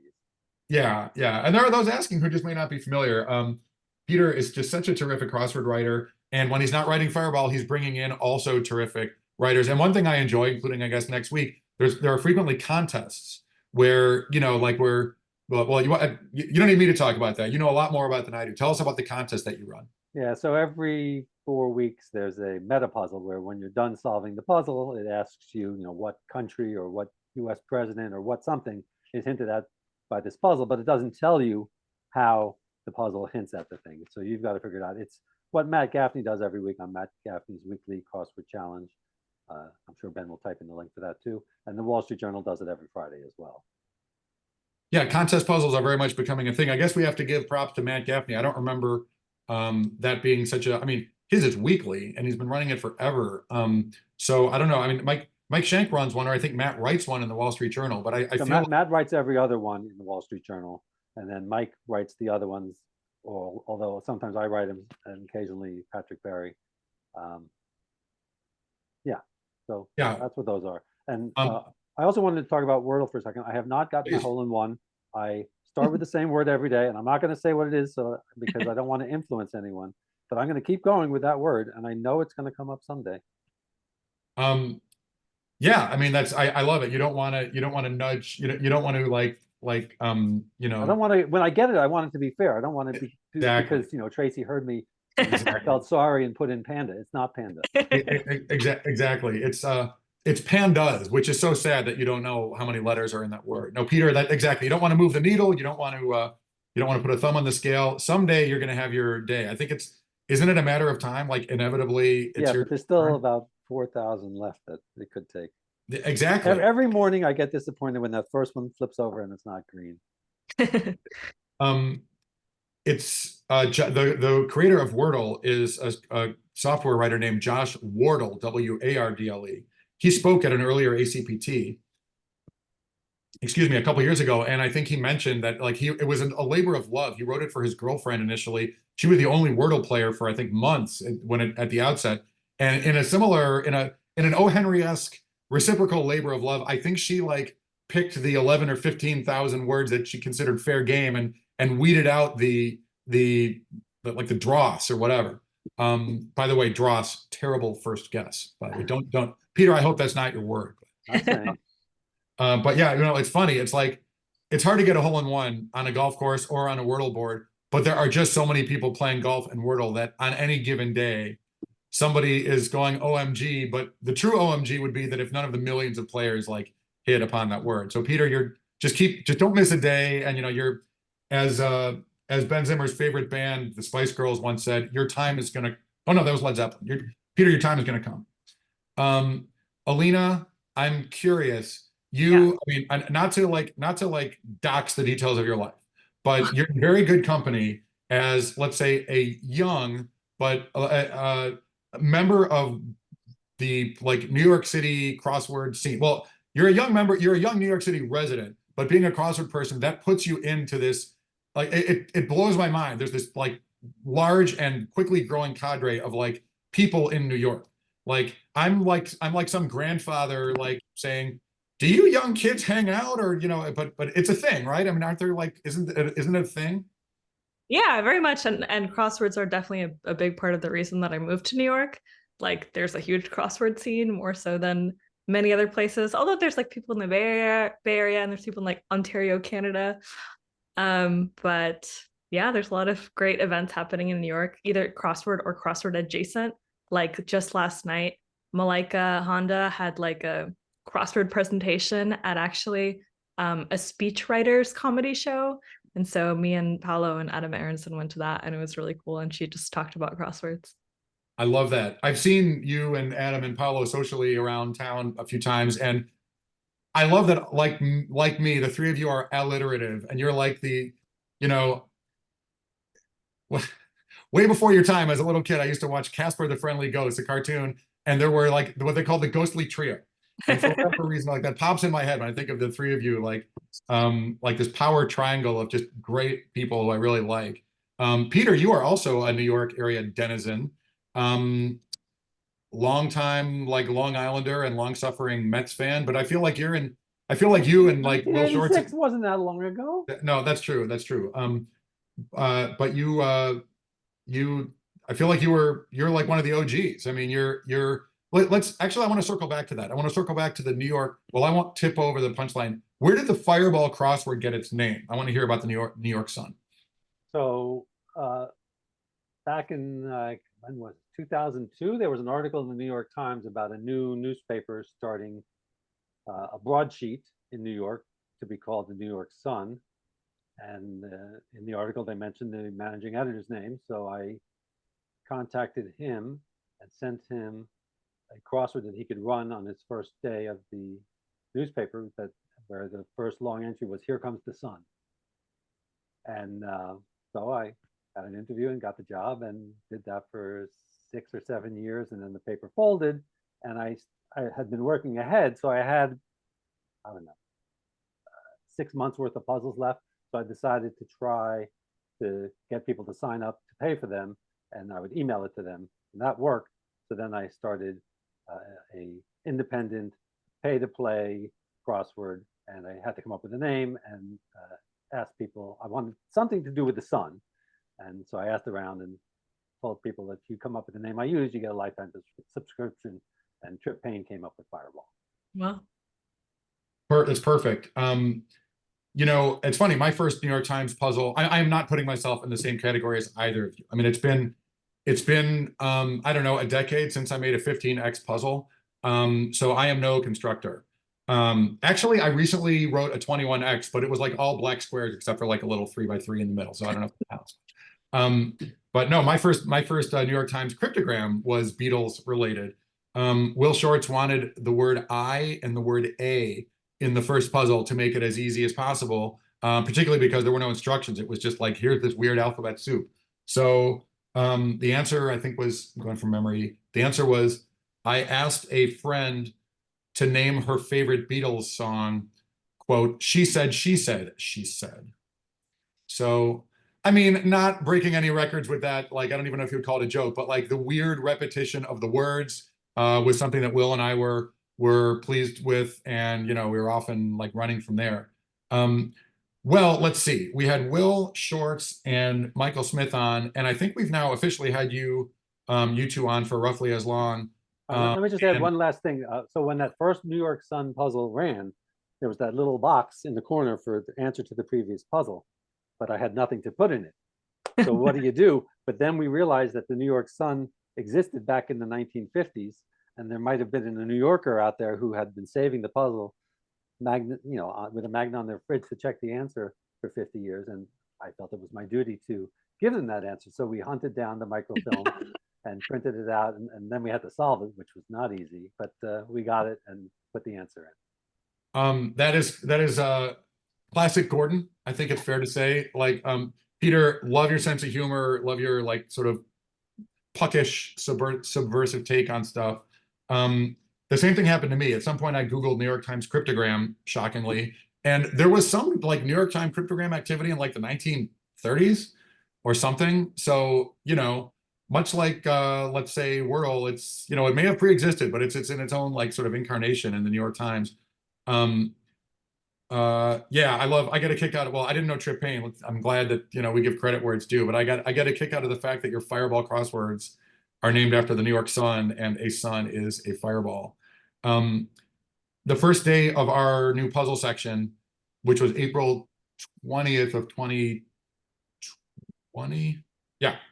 There was no need for like a yesterday's answer. So I think it said much more prosaic. Peter, yours was much more elegant and funny, but ours was something like, the answer will appear tomorrow. For something like wildly creative. Alina, Peter, before we move on to a beginner solver of note, any deep thoughts? I mean, we've strayed pretty far from the ACPT, although, I mean, I did get your takes on the tournament, and it's hard to compete with Will Shortz and Michael Smith on the subject of the tournament. But I do want to officially check the box that ostensibly you're here for, which is anything about your experience as a solver that we didn't get to that you'd like to mention, any favorite memories either from this year or previously, or just favorite thing about the tournament, or maybe any specific anecdote. I mean, I think we kind of danced around that. Maybe you've spoken to it, but once and for all, this is your chance to get your last word. Who first? Me first? Okay. No. What? No, I want to pause awkwardly for like 35 more seconds, and then no, Peter, go ahead. So, I mean, what I like is just to see everyone again. You know, I haven't seen them for a year, most of them, and this is the only place I'm going to see them if they don't come to Lollapuzzoola, which happens on a Saturday in August in Manhattan. So it's always nice to see everyone. That's the highlight of it for me. Alina? I have another recommendation. So we talked a bit about wordplay. A lot of people have seen the crossword themed Simpsons episode. There is also an episode of the Food Network show Dinner Impossible, which takes place at ACPT, that Andrea Carlo-Michael is a huge star of. And I watched about half of it during ACPT, so I have to like go back and continue watching it maybe tonight. So you guys should check it out. Is this one where like some famous chef made lunch for everybody on the Sunday of ACPT? Okay, I think that was my first. I think that was 2009 in Brooklyn. Wow. Ben Zimmer in the chat is saying, yes, I remember when they were filming that. I remember talking to a green corduroy blazer clad Mike Nothnagel at that lunch. Not that I remember or whatever, but yeah, that was so much fun. Thanks for bringing that up. I didn't know that it was available out there, but that day and still through today, I never knew anything about that show or had ever heard of it other than that one episode. Is that thing on like YouTube or streaming somewhere? Did you say? I'm sorry if I missed it. Somewhere on the ACPT, like on the hotel, in the hotel room, we saw it on the TV with one of their streaming services. So got it. All right, cool. Thanks. All right, you two are amazing. It breaks my heart to move on from any of you guests tonight. It also warms my heart to see that all of our guests are still on the Zoom, which I would take personally and be flattered by, but honestly, it is in spite of me and because of all of you that people are sticking around, but I love that. Alina, Peter, thank you. Thanks for having us. You guys are the greatest. And speaking of the greatest or among the greatest, there are a lot of greats in ACPT history. But there is another, as I think we might have heard in, I don't know, Return of the Jedi, and that other is Paolo Pasco. Paolo, thanks for your patience. I know we've been running this thing for over an hour, but please jump in. Hi, how are you? I'm doing great. Ready to play some Only Connect. Looking forward to it. Paolo and repeatedly aforementioned Ben Zimmer, I think, are probably my two most frequent guests. We play Only Connect games on this channel. Paolo has both written and hosted games and played in them. Let's let the Paolo Pasco Blushathon start now. Paolo, an elite level Only Connect player and Only Connect writer. I've really enjoyed your stuff. It kills me that I only recently learned how easy it was to export Twitch streams to YouTube, because we have 4 years worth. I mean, my crossword streams not being preserved is to everyone's benefit, but we've had 25-ish Only Connect games come and go. Yours had the list of ones that I really wish we had like a permanent copy of, but oh well. Starting now, we've got them all. I'm glad it was transient. I remember having some bits that flopped. Hope to see those again. Your batting average is like super high. Actually, that's a question. I have a bunch of notes here, things I wanted not to forget to ask you. The last thing on my list of notes, you might as well start with, purely hypothetically, how would an Only Connect League team beat your team? I feel like we have some very easily exploitable weaknesses, and I'm just checking the chat to see if David Harris is salivating already. But I feel like teams that like really know straight up trivia stuff can very easily steal questions from us if there are things that we particularly have not heard of. But I am really impressed by my teammates, Win and Barack, because they together have heard of so many things. It's crazy. Yeah, you've got a tough squad. Now, of course, as you just said, maybe you could steal an answer. That the sad fact is that Only Connect is really a reactive situation. All you can do is do your best to answer the question that's put in front of you.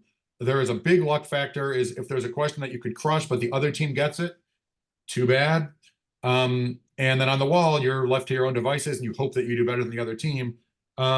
Sadly for the teams that have to face you, you appear to be something of a word person. So I suspect that you're competitive, let's say at a minimum, on the vowels round. That's not a question, and you're such a modest, polite guy that you gave the non-response that I was hoping you wouldn't. But yeah, for those who don't know what the hell we're talking about, there's a British game show called Only Connect, very popular among puzzle people on both sides of the pond, let's say. So popular in the US that there's now an American spin-off of the British League. Paolo, the hell with the ACPT. Let's talk Only Connect for like 35 minutes. All right, let me pull out my notes on that. I mean, I need to take my foot off the gas and coast, because the high mileage context here is for me to shut up and you to talk. All right, Only Connect. We could go more on about it. But let's change gears to Stamford, Connecticut, and this past weekend's tournament. Let's focus first and foremost on the most important facet. I understand that there was like a through line of trash talking between you and Gavin Burns. What the hell was that about? Yeah, and I just want to take this opportunity. I know a lot of things have been said between me and Gavin, and some of us have said things that maybe went a little bit too far. And Gavin, if you're out there, if you're watching this, I just want to say I do not regret it at all. You deserve pretty much everything they said to you. And honestly, I wish I had said more. I will send this to you at my earliest possible convenience, and I hope you know I mean every word. I can hear the sound of people clipping it even as we speak. Yeah, I'll so see you in the ring. So there was like pro wrestler style, like chest butting confrontational words between you two. I only heard about this. Yeah, What was I happening? I think it came from talking on Friday at the bar about how people at crossword tournaments are just in general really nice, which I think is a beat that everyone here has said, and I will happily agree with. So then the conversation went to, well, what if there was a heel? So this is like heel practice for both of us, exclusively focused on each other. Uh, the Gavin's great. He rocks. Obviously do not let him know I said that. It's well, you know, much like a copyright strike where you play like recorded music, we can like mute that part of like the VOD or whatever. You know, so let's get this out of the way. I know you get interviewed and people ask you about the tournament. Every time, particularly in a public setting like this, Paolo, I don't want to brag, but we have literally tens of people watching right now. Anytime people ask you, particularly in public, about the tournament, there is like an obligatory gushing, expressing bewilderment, disbelief at your insane speed and prodigious skill, followed by your inevitable polite deflection and expression of modesty, gratitude. I feel like that's kind of boring. It's been there. We've been there and done it, and yet it is. There has to be a football game during the Super Bowl. So like, let's check that box. I'll say it for the record. There's got to be nobody here watching who doesn't already know that you won this year's tournament, even as you won it last year and came within like a millimeter of winning it the year before in a dramatic photo finish, even as there was a dramatic photo finish for the second and third spots this year. Your skill at crosswords is mind-bending. It is defying everything. As long as, all right, let's get the blushing out of the way now. I think you did a New York Times crossword in like 45 seconds not long ago. I don't think I could type the letter X and fill a grid in 45 seconds. To say how do you do it is like absurd. But I'll say it, or I'll say, let me just throw out all the bullet points and attack whichever ones interest you. How is it possible? How did you get started in puzzles? When did you know you were good? How young were you when you blah, blah? When did you first realize that you blah, blah? When did you decide to blah, blah? I am interested in anything you have to say on the subject, but I don't want to make you dwell on things that you've been asked so many times before. With that, I'm going to take a breath. Go. Yeah, no, thank you. That was very kind of you, first of all. And yeah, the super jazzed about the whole experience. I think the one thing that I want to mention is where I got started with speed solving just as a concept, and then also the crossword community as a concept, which would be Lollapuzzoola, I believe 2016, which was my first one ever. It was our family trip to New York that my mom had gotten Lollapuzzoola tickets for me, presented on my birthday as a fun little gift. It was very sweet. She was hanging out at the tournament, which some people who were there probably remember because it gets brought back to me a lot. She's the best. She rocks.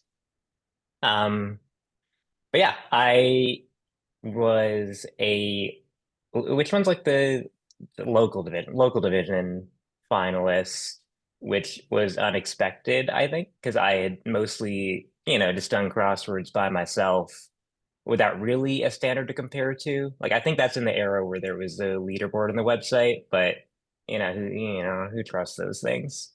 But I mean, all that aside, it was very, very shocking, I think, to come in as like some 16-year-old kid with exactly like one New York Times credit to his name at the time, and then to have Eric, whose puzzles you've been solving for basically as long as you've been solving crosswords, to immediately see you and go, "Hey, you're Paolo, right?"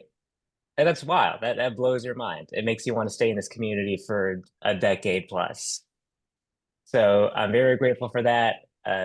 Met Will for the first time, which I was starstruck and honestly still am by. Met a lot of wonderful people, had a great time. And I think it's really that high that keeps me coming back.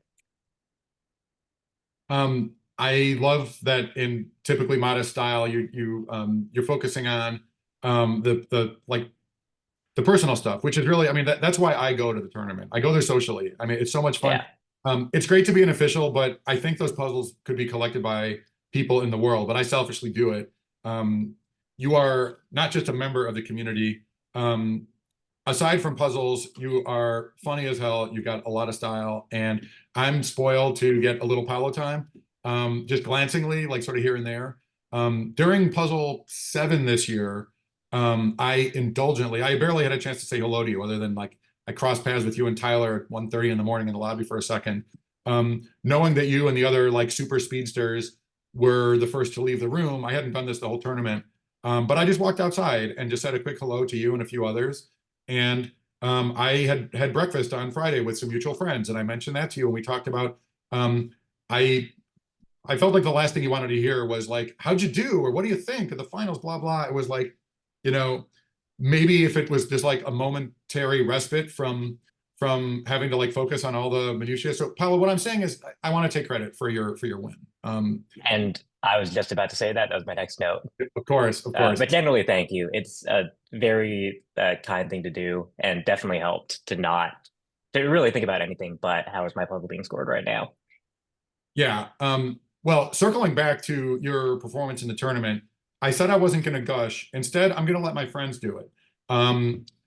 Dan Fair made a point recently. These are not questions. These are statements. I'm not going to ask you to try to like dodge the bullet of why are you so great, but you are great. And for the record, some people don't know some of this eye-popping stuff. Dan Fair, a fellow competitor of yours and a 9-time champion of the tournament and a finalist this year, mentioned on Crossword something that was news to me. He said Paolo set the all-time record for puzzles 7 and 8. Even if Will Nediger may have beaten the room on puzzles 5 and 6, you not only won those puzzles, you like shot the lowest score like Tiger Woods did at the Masters in 97 or whatever. So feel free to comment or I'll move on, but that's bananas, Paolo. That's bananas. Yeah, I will say it's a really high variance thing. Everyone gets a different puzzle every year. But yeah, crazy to hear. I think Sunday I just got a lot of sleep, took a melatonin, which I will happily endorse on this stream. Best concept in the world. Tried it out this year and I am loving it. And yeah, I think also very important to underscore Will's score on puzzle 5, which frankly terrified me. Like, how do you do that? I'm still thinking about the number of minutes that you solved that puzzle in. God, words fail. Yeah, it's crazy. And then extending that theme for a sec, Ben Zimmer, who I guess was in the judges' room during puzzle 7. I was in the ballroom for much of the tournament. I was downstairs in the pairs room. I never did grade a single grid this year, but Ben was up in the judging room. It's funny. Tracy Bennett said she likes to grade papers. And although I'm happy to grade papers, I work in a small family office. I don't see a lot of faces. I miss everybody. And so just walking around the ballroom, I get a charge out of seeing all the faces and getting to sort of say hi to people. But Ben was upstairs grading papers during puzzle 7. And here was Ben's observation. He said, I remember being in the judges' room when puzzle 7 came in Sunday morning, and it was like, oh, Paolo beat everyone to ensure a tie for second. No, wait, he beat everyone by 2 minutes to ensure a tie for first, which is, that is no mean feat. So well done. He then further remarked, Paolo solved a Sunday-sized grid in less than 5 minutes, which is more amazing than solving the final puzzle in less than 4 minutes. I mean, just physically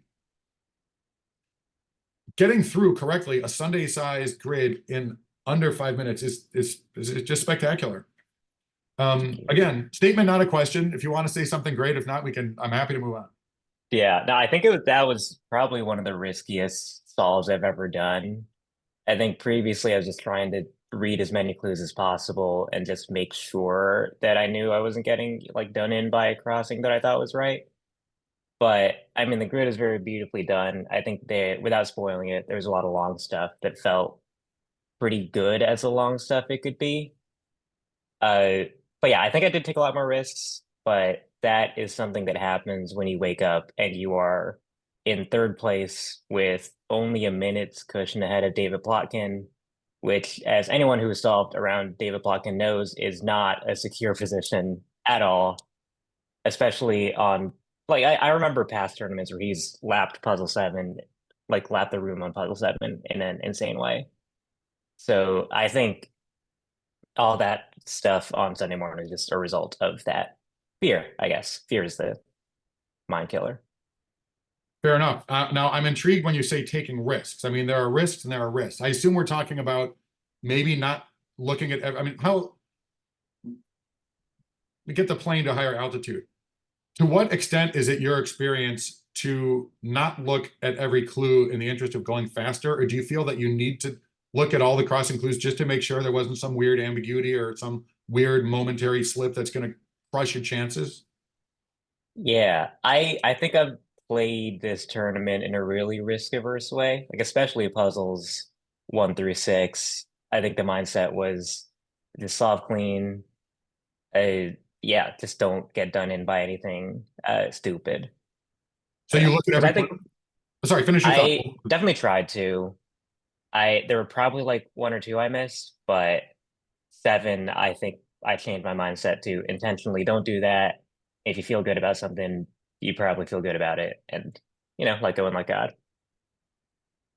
Are you ever worried about the underlying like disaster nightmare scenario of leaving a square blank? Do you take time to look it over, or do you just kind of know what you're doing? You run a process and you know that that didn't happen. I heard you say the words, "Are you ever worried?" And I immediately knew I was going to answer yes. It is almost constant. I think that's why I tried to have a skill tournament this year, and I think I half succeeded. Like I did not even learn my contested number until like halfway through Saturday. Was not obsessively refreshing the standings, which I think was better on the mental until I checked the standings at the end of Saturday, and I was like, "Oh, I'm back in it now." So Again, very scary position. yeah, well, to start a question for you or anyone in your position of, are you worried that like probably puts you into like a fugue state, but specifically as to like blank squares, are you worried that you're going to leave one? Well, I just did it again. Forget the word worried.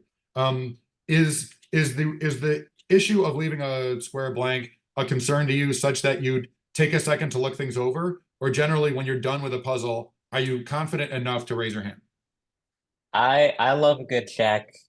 I think my very first tournament, I had a really, really rancid run of error on the first puzzle and then blank square on the fourth puzzle, which I would not recommend. But I do remember handing in that puzzle to Stan Newman. And then when I was walking out, I was seeing him like kind of staring at the grid like this and pointing something out. And in my mind, I was like, they're impressed. I did something really awesome back there. And then I see the scans and there's a blank square. And I was like, okay, that's what they're looking at. Oh no. So that was like there, that was like it was not what you thought.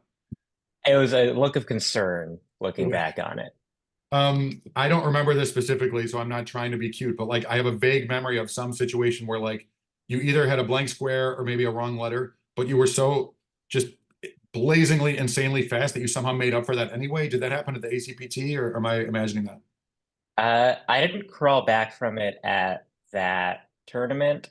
I think I had a wrong letter in some Boss Words event, which might have been a Wonder Solve, but I have a hard time remembering. Maybe it was a summer tournament. I'm not sure. Well, on the flip side of that, judges like being like there being something weird that happened. I'll tell you one weird thing that happened. A year ago, I was judging in the downstairs. So for those who weren't there, there's a gigantic hotel ballroom, and beneath it there is a large but much smaller room with, I don't know, 100 odd, I don't know, 150 whatever people. For whatever reason, you were sitting down there last year. I don't know if you did that again this year. But you were kind of anonymously sitting in the front corner of that room, and knowing who you were and knowing that you were a contender, I wanted to, I mean, there was nobody about to finish that puzzle in your time like neighborhood, I think it's fair to say. So I kind of just sort of hung out and the puzzle started, and like instantly you were done, and I collected your paper. And so like I knew you were fast, and there was the first paper, of course, I collected there. Later that morning, I think that was probably puzzle 1, if I remember right. Later that morning, when puzzle 3 started, I think I was still making my way downstairs. And as I'm in the hallway approaching that room, here comes Paolo walking up the hall, and I was horrified because I assumed like it had just started, and I assumed that you didn't realize that they had started the puzzle, and that you had not gotten back to the room in time, and that you had destroyed your chance to win the tournament. And I was like, Paolo, they started, and you had already finished, gone to the bathroom, and you were walking back to your seat. I don't know. It's just like everyone has their story about, like, I mean, one time Howard Barkin and I had a cup of coffee together on Sunday morning in Brooklyn, and we continued to chat as we made our way into the ballroom. And I think I was just like clearing my throat and starting to solve when Howard got up and walked out. So, we've all had the experience of being next to like a super speedster, but that was my like particular memory of you, that it was my mind was blown. Actually, speaking of Howard Barkin, I want to, I'm intrigued at your mentioning that you had a risky approach. I think for every like contender, for every like super speedster, there is, I guess, like a weighing of risk against reward. I had breakfast with Howard at the judges' breakfast this year. Howard has chosen to be an official, at least this year, despite being a past champion of the tournament and a frequent tender, certainly top 10, if not, I think a bunch of times finalist. I asked Howard at the judges' breakfast about his path to winning the trophy. He was close a bunch of times. And I said to him, Howard, what did it take for you to win? Was that year unusual? Was it the year you went crazy and went for broke? Or were you just good every year, and that was the year that, just like you said, they asked, the themers were things that you saw, or the vocab was stuff that you innately knew, and you got just that little edge. And his answer was interesting. He said that in his mind, his only chance of even getting into the finals, much less winning the tournament, his only chance was to just redline and go insane and just stomp on the gas pedal, close his eyes, and hope that his car was still on the track at the end of the straightaway. That was the only way he could have a chance of contending. And so when there was a year where he made a mistake or left a blank square, then, oh well, like that's his tournament, like the car turned over. But he said it paid off. It paid off once. Like, I forget the numbers. He said it was interesting. He said maybe he did that 10 times, and 3 of those times he got on the stage to compete as a finalist, and 7 he didn't, or words to that effect. It doesn't sound to me like that's the world you're living in. Like you're fast enough that you're able to put yourself in at a minimum in contention, or even on the final stage, without going totally ballistic and endangering your chances. Is that fair to say? Yeah, I think I was definitely less on the like live fast, die young train this year with respect to checking. I think there was one puzzle where I had like a second left in the minute, and then thought, I am not this type of person, and then just checked for another one. But like you mentioned, it is, not guaranteed at all when you have solvers like, Will being Will, Dan being Dan, David being David, Andy still. Like everyone in that section of people is equally scary to be solving around. Like there's no guarantees at all. So there might be some red line in my future, but I'm just trying to weigh, is it worth it to feel cool in that minute, but also a little bit stressed constantly until the scan of that puzzle comes out? So I think I definitely prioritized feeling cool and chill, but again, it only like half worked. Fair enough. I want to catch up to the chat. I see that David Harris and then also, Glenn Ryan are asking you about, the last Gramercy Park tournament. Not only was I not there, but I thought I was semi-knowledgeable in that I knew not only about Lollapuzzoola, but that there was a Bryant Park tournament. I mean, is a Gramercy Park tournament like an invite-only thing in Mike Shank's apartment? I didn't know that there was such a thing. So first of all, like, what the hell is this? I assume it's a crossword tournament, but clearly you did something remarkable there. Can you talk about that, please? Yeah, Bryant Park Tournament is a great time. It's run by Mike Shank and I think the Puzzleability team. Someone tell me if I'm getting that name wrong in the chat, which I'm looking at right now. But it's I think 3 puzzles and a final held outside in the park, which is a very beautiful thing. It was really nice. It was my first time going because I have just moved to New York. Okay, sweet. Yes, Puzzleability. Mike Shank, Amy Goldstein. Yes, great event. And this since brought me back to Bryant Park just to hang out. Very nice place. I think what David is alluding to is it's all held outside, right? In these, little individual tables. So when you're done, you can just kind of walk around. And I got there off like no breakfast. I was kind of like running to make it to check-in. So after I saw puzzle 1, there's a Whole Foods right across the street. So I went to the Whole Foods, got a little like seltzer, and then came back. And then in the little talk after the puzzle, people were like, "Hey, where'd you get that?" And I was like, "Oh, I went to Whole Foods." And like, "You went to Whole Foods?" Which is fun. So the second puzzle was a little bit longer of a time thing. So when I finished, I was like, all right, I got a little bit more of a cushion. How far can I go? So I go down, walking kind of into Times Square to the Margaritaville store, and I'd buy a hat, which I think I have somewhere around me, and a little shot glass, unused, but they also gave me a little coupon for a free drink at Margaritaville, which I think I still have. And then it came back, like, I think either right as the puzzle was wrapping or like right after. And then puzzle 3 is just like a very long amount of time. So and this is, I think, the part that is like too much hubris and God is going to strike me down somehow for it. But I took the subway to Central Park, took a picture with the horse, and then came back. So that was like, I don't know. It's just a fun bit. I like doing bits. Is this, how long is there between puzzles? I mean, you're putting your tournament at the risk of like the subway system, or are you just completely making up bits and I'm like gullible enough to believe this story? Yeah, the part because I had made it back like before any important like next puzzle stuff happened. The part that sucked about this though is that I was not initially there when they announced the 3 finalists because I was in the bathroom. So all that, nothing, still missed stuff. Got it. Is there like, so like, I don't know, is there's like a public bathroom somewhere in Bryant Park? You weren't like running into the New York Public Library and like showing Oh, your- yes, there is. It is a very fascinating thing that I'm going to link in the Twitch chat, but it is one of the first bathrooms I know with its own Wikipedia page. It's legit. It is. It's Okay. yeah, I happen to be a Bryant Park fan. As a quick side note, Bryant Park restaurant, I love it. Yeah, that's I'm gonna dwell in my own confusion, and I'm not asking you or anyone in the chat to clarify it. I'm not entirely clear on to what extent that was like a made-up flight of fancy. I kind of enjoy the story either way. Hold on.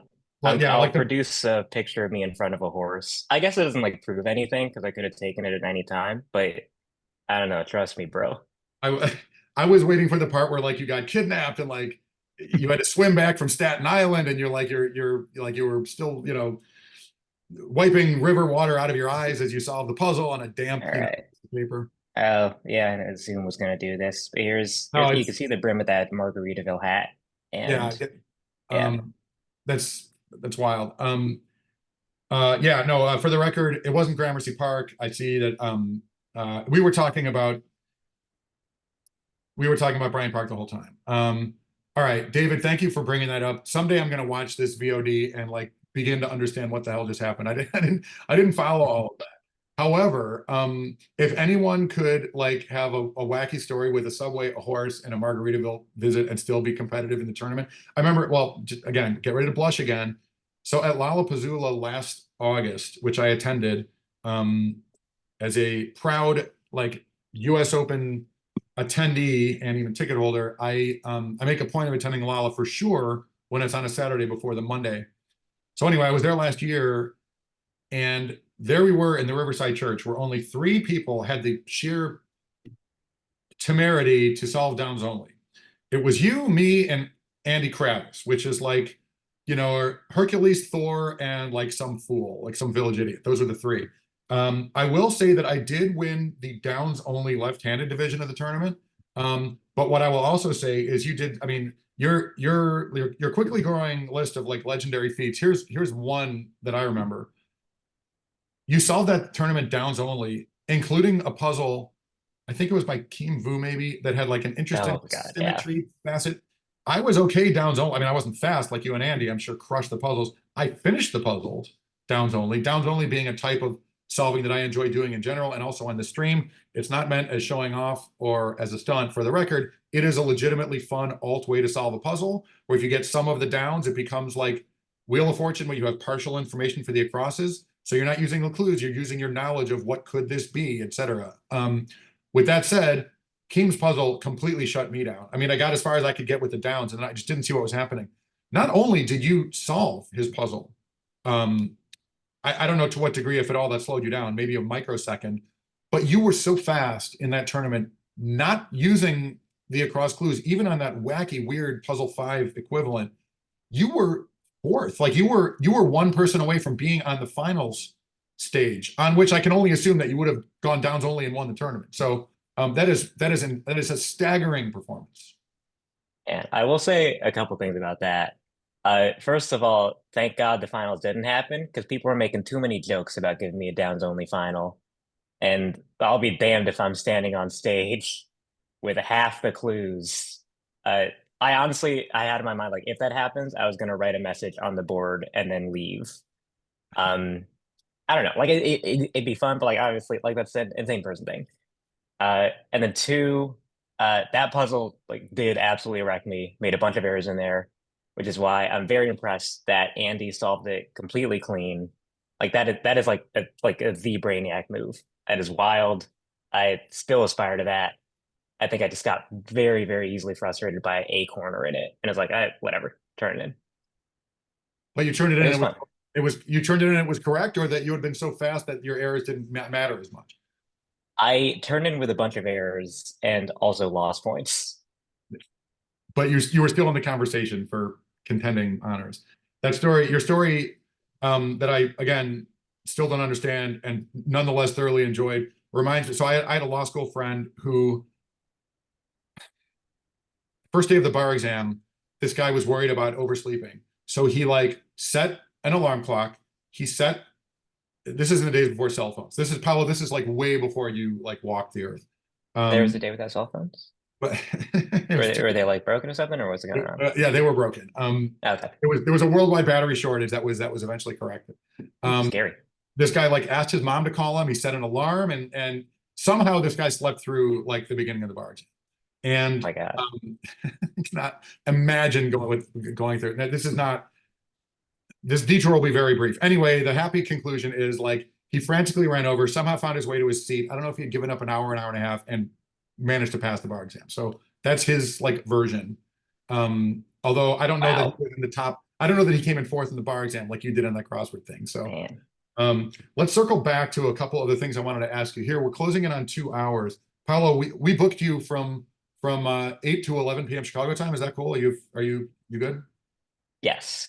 Okay. Obviously won't be that long, but if you don't mind sticking around a little longer, I do have a few more questions I want to ask. And I also want to let the chat jump in. There was, I'll tell you what, before I get to the stuff I want to cover, let's turn to our friend Evan Bernholz, wonderful Sunday crossword writer of, I believe, the Washington Post, if I have that right. I've certainly solved this stuff online. Evan asks, I'm just going to, rather than try to read and interpret this thing, I'm just going to read it straight up. If you're still, if you're taking questions from the chat, here's mine for Paolo. Do you have a specific puzzle warm-up routine before solving at a tournament? Like, do you feel you have to solve X number of puzzles on paper before puzzle 1 or puzzle 7 on Sunday? Or do you just go into that tournament puzzle without solving anything first? Yeah, that's a good question. I think what I do varies from tournament to tournament. Last year, the year I went really psycho about preparation, was printing out like a giant stack of the Brendan and June Patreon puzzles, because those are all 21 by 21. And I feel like that's the kind of puzzle that I can really lose time on, is just a big puzzle. So I was just slamming a bunch of those on the way to the tournament. A lot of those right before Sunday morning, especially, and just printing out like a lot of puzzle packs and past tournaments whenever I could find. This year, I think a little bit more chill.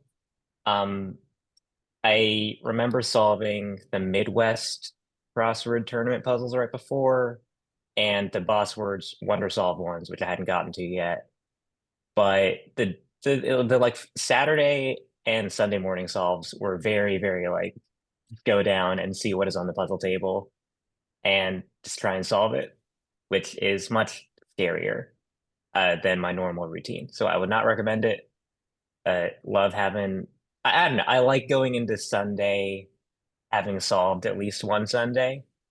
And I think the day of the closest I could find was a 25 by 25 on the puzzle table that I got through the first half of. And then I was like, I gotta go downstairs now, which is horrifying. It was a scary morning. Yeah, well, things also start out weird when I think like 12 people or something tied in the first puzzle. I mean, it's an oft made point, but there are those. It's unfortunate. We live in a physical world. We don't play this ACPT on a computer. There's a lot at stake, and maybe it just wouldn't make sense for people to write down their own time and then raise their hands. It's just the ACPT is it works the way it works with somebody who solves in 6 minutes and 5 seconds, and somebody in 6 minutes 55 seconds get the same score. It's the arbitrary lines that are drawn. With that said, though, it was bananas, of course, that there were 12 people tied at the beginning, and yet totally not surprising. I mean, the fastest in the world are all there, or with the exception of, let's say, Eric, or unknown like superstars. And that's why there's a puzzle 5 to sort of spread people along a gradient. And even then, you were all pretty close together. Ben Zimmer is asking a question in the chat that is also on my list of things to ask you, because he asked me actually earlier today to ask you. Ben says, my question for Paolo: did you assume that Ryan McCarty would have the championship puzzle when the constructors were announced? And if so, did you do special training on his so-called McGrid's chasm puzzles to prepare? And I would say, as an addendum to that, maybe you would have thought he had puzzle like 5 in that way, but realistically, the championship puzzle is obviously where you would expect to find a McCarty. Like, his specialty is these open middle grids with just a ton of white space in the middle, long items crossing each other. He calls those chasm puzzles. So so Ben's question: were you on the lookout for that, and did you make a point of preparing for that? Yeah, I think I'm pretty bad at doing specific preparation. I know a lot of people have differing views on them. I know some people will print out a lot of puzzles made by that person in the past. I think the closest thing that I did to that was when I was solving the Midwest tournament. Going into this, the ACPT lineup, I thought Sid is probably a good guess for a puzzle 5. Since puzzle 8 by Sid has already been done, and the hard puzzle from that tournament was a cool gimmick by Sid, which I remember also taking me a longer time than I would like to normally. I feel like that is also, sorry, just to get on a quick tangent, a running thread throughout a lot of my tournament things, which is that whenever I have a solve that ends up being something that I'm proud of, I pretty much always just get absolutely demolished by a very similar puzzle on paper. I like the 2 years I won right beforehand, I tried doing a stumper on paper, and it takes me like way longer than an average stumper on record. There's a Sunday puzzle where I just could not get through a big puzzle. I don't know what it is. I think negative feedback, unfortunately, works really well. That's why everything Gavin has been saying to me, it actually helps. Nice try, buddy. I love that.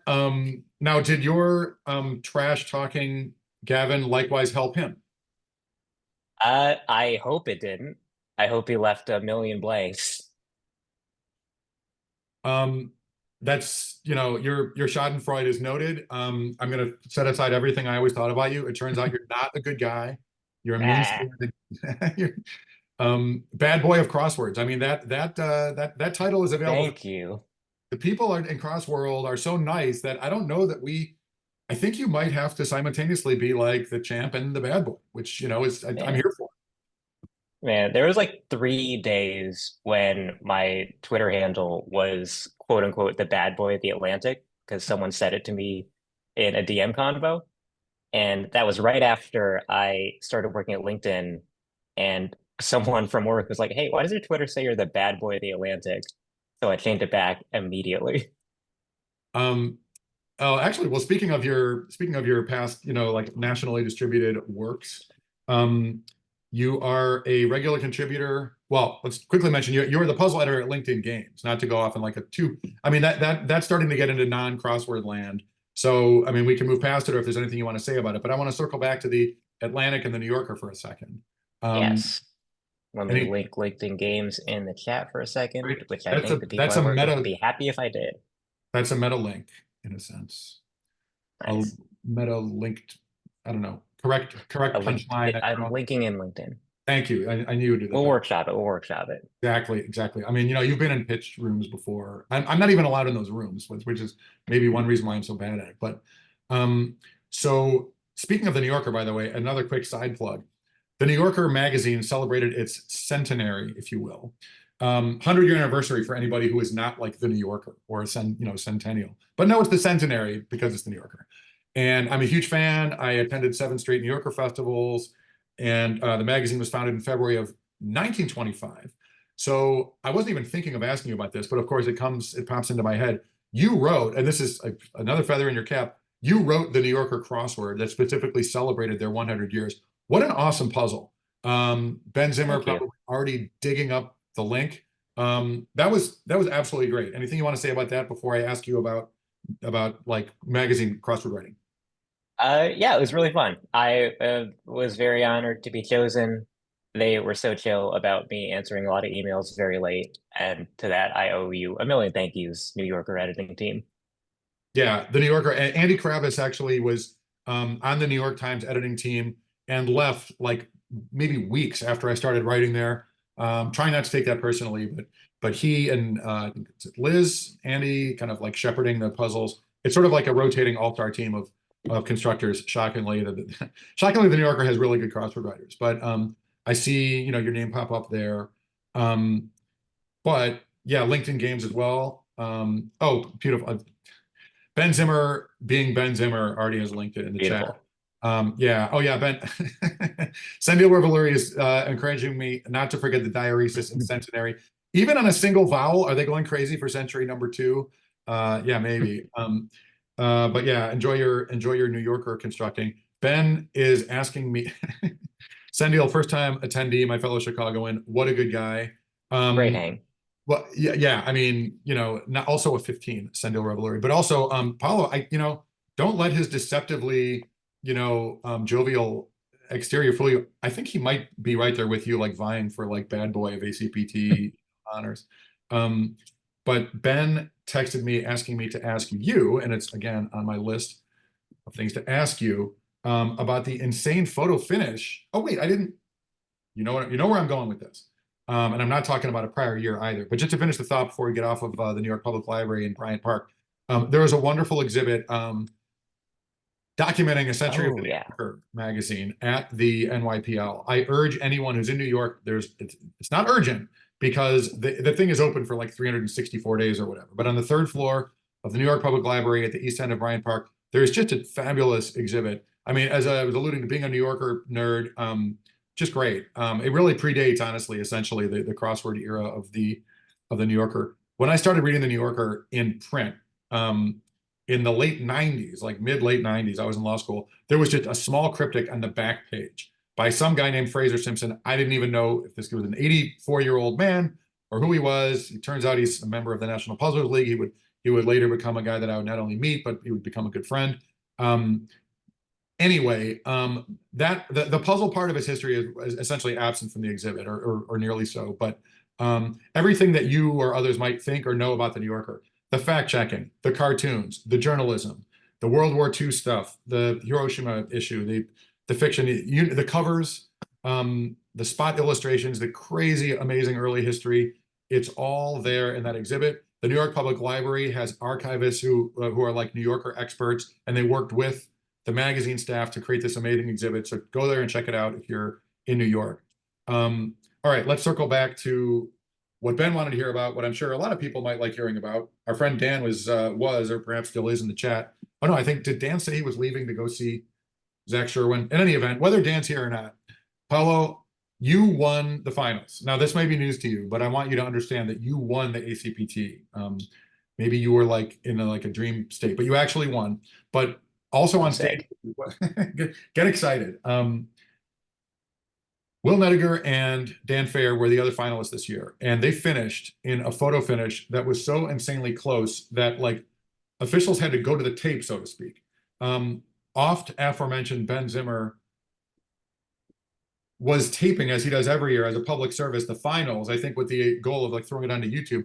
But that tape, or recording, that recording on Ben's phone itself had to be reviewed in a Zapruder tape moment. I think we can call that the Zimpruder tape now, to figure out who the hell came in second. I mean, go. There's 1,000 questions I could ask, but they don't matter. Go. What do you have to say about any of that? Yeah, no, that was intense. I straight up did not clock that the photo finish happened until a couple seconds afterwards when they both stepped back. I think watching the Ben Zimmer tape back, I really enjoyed it because it happened right after I came down to the front of the stage and then noticed Ben Zimmer was filming, and then it kind of ducked a little. But I just thought it would have been really funny if I was just straight up blocking someone, making the tape completely unusable. So good thing that didn't happen. I feel like I had other thoughts about this. Oh, okay. I had no idea who they were going to choose. It was very fun to see people hunched around a phone and kind of scrubbing through a video. I will say a thing I have to compliment is if you watch the tape back, when Will is reading out who got third place, there's a very well-timed dramatic pause before he says the name. It felt very Survivor. It was it was like TV. It felt like TV. All tournaments should feel like TV. Because the name he was going to say was not common knowledge to everyone. It wasn't clear necessarily to the crowd. I mean, it's blink and you missed it, even if you were watching. I assume it's yeah, crazy. I mean, I was sitting in the second row. I filmed Ben Zimmer and others looking at the tape. I felt like the Jack Ruby to the Oswald to the moment or to the incident. The Jack Ruby of crosswords. that I will. I mean, were it not for such an interruption in American history and changed the timeline so dramatically, when I was a kid in my innocence, I was like, good for Jack Ruby. That guy deserved it. And then later it was like, oh my God, that so much could have been avoided had that not happened. But well, actually, speaking of Will Nediger and Dan Fair, let's tip a cap to those guys who are both insanely fast. Will Nediger, I think he got a cold or was at the flu or something a year ago and didn't attend only for that reason. I can only assume that you and others breathe a huge sigh of relief because the guy's speed solving skills are just pick your adjective: freakish, insanely impressive. Scary. Well, yeah, super scary. Will's and also an amazing and super prolific constructor. Yes. He writes a crossword blog called Bewilderingly, which is an anagram for by Will Nediger. I'm sure Ben Zimmer is already throwing. Is it dot? I'm raising him. And can we also mention grids these days? .blogspot.com. That's still a thing. Being the bad boy of crosswords, of course, you came up with a perfect name, grids these days, for your crossword blog, of which I am also a big fan. Will Nediger told the Toronto Globe and Mail in a nice interview the other day that he is going to have to start taking the ACPT more seriously. He's going to actually have to start preparing. What do you have to say about that, bad boy? Yeah, this guy's got a real future. I genuinely reading that made my blood run cold. I think I said that before. It is still true now. Also, he's a father. He's got kids. The fact that he's able to pull this off, with with children is absurd. How do you do that? It's wild. I mean, I mean, there are people like you and him and others who are, I mean, again, turn off the blush, turn off your camera if you want to blush. It's crazy to me how insanely good some people are at both constructing and also speed solving. Like there are those who are great at one or the other. You guys happen to be among, and Eric Agard, certainly another example. I've never met Eric in person. I took 9 years off of attending the ACPT. His win was in there, and I'm a big admirer from afar. Obviously, a guy who's just got super crazy speed solving skill, as we can see in Boss Words and other like events like online. Hat tip to you, Eric. So yeah, if and what yeah, Will is a dad. Even that alone is crazy. I mean, having children is like a minimum 6 to 8 year commitment, and yet he's cramming this speed solving brilliance into the life to a life with young kids.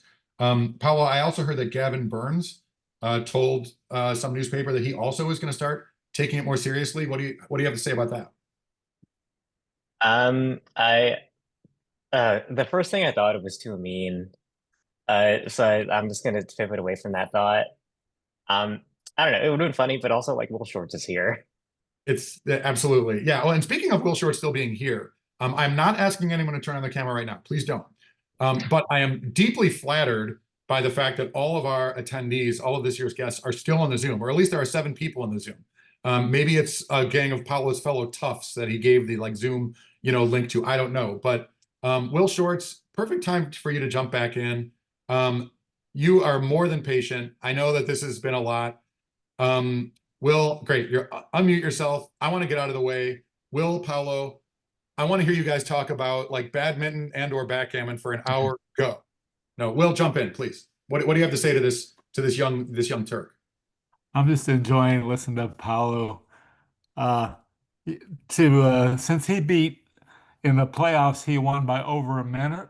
That is mind-boggling. Not only was it the fastest playoff finish ever, but to beat a 9-time champion of the ACPT on the playoff puzzle by a minute is mind-boggling. It's very kind of you. Paolo, you got to say more than that. I don't know. I get misty. It's great seeing Will. I mean, I don't know. Again, words fail. That's I feel like everything is so high variance. I feel very fortunate things worked out the way they did. Also worth noting, I was the only solver on stage who was not actively parenting. So I just got like time. But again, like if 1 or 2 different choices were made slightly differently, like any one of them could have won like very easily. Yeah, I mean, a certain puzzle hits you a certain way. I mean, look how hard Will Nediger crushed those other couple puzzles. I mean, it was your insane speed in the finals was a sight to behold, but it is a lot of people could win this tournament, as we saw 2 years ago. I mean, you were right there, and it was like virtual coin flip. So, what happened? I mean, I think your fugue state started there. Maybe it's still going on right now. I'm not sure, but well, at some point it extended to like a horse and a subway ride. So, I mean, you're living a weird life. But Will Shortz, we've got you and Paolo on like a public stage before. Okay, Will, any other questions or thoughts for Paolo before we broaden the circle a little bit? No, I'm just so impressed with Paolo. He's a nice guy and brilliant, and it's a pleasure to have him part of the ACPT. It's amazing that you've got this array of just super great people. I mean, like Tyler, I'm going to forget names if I start rattling them off, but everyone we've mentioned tonight and earlier, I mean, from Nancy Schuster, who won the first tournament, who we lost sadly a year ago, all the way down. I mean, I'm not going to pretend I've met all the champs, but like David Rosen, I think won it 4 times. He's on our New York Times edit team. What a lovely gentleman. He sent me the nicest email out of nowhere the other day. Tyler, Dan, Trip Payne, I believe, former champion. Eric, from all indications, just on and on. Howard Barkin, such a sweet guy. Paolo, you are a worthy person to carry that torch, and I think I think it's great that you're going to have to fight for the next one. It's staggering how much talent is out there. Like the bar just raises and raises. Eric, Evan Bernholz is saying, there you go. Ben Zimmer saying second winner was Miriam Raphael. At one point, I was handing out papers and I asked her if it was her first tournament, and she gave me a look, and thank God she laughed, after realizing that I was joking. Uh, what a special person. And her daughter's always there helping her along physically. But man, she does not miss a trick. She is as sharp as a tack. She will be 100 years old, I think, slightly before next year's tournament. Is that the deal, Will? Speaking of centenaries. That's right. She was the only person in the 90s category this year, and we had a trophy made for her. And next year we will have a 100 and over category. I hope she will also receive a 90 and over trophy, appropriately. But I mean, what a brilliant woman. I mean, she reads at a 101-year-old level. I mean, that lady, she has got it going upstairs. This is a chance, before we say goodnight, this is a chance for anyone in the chat box to ask a question of either Will or Paolo or of anyone else. How about I'm so flattered and honestly thrilled that everyone is still here on the Zoom.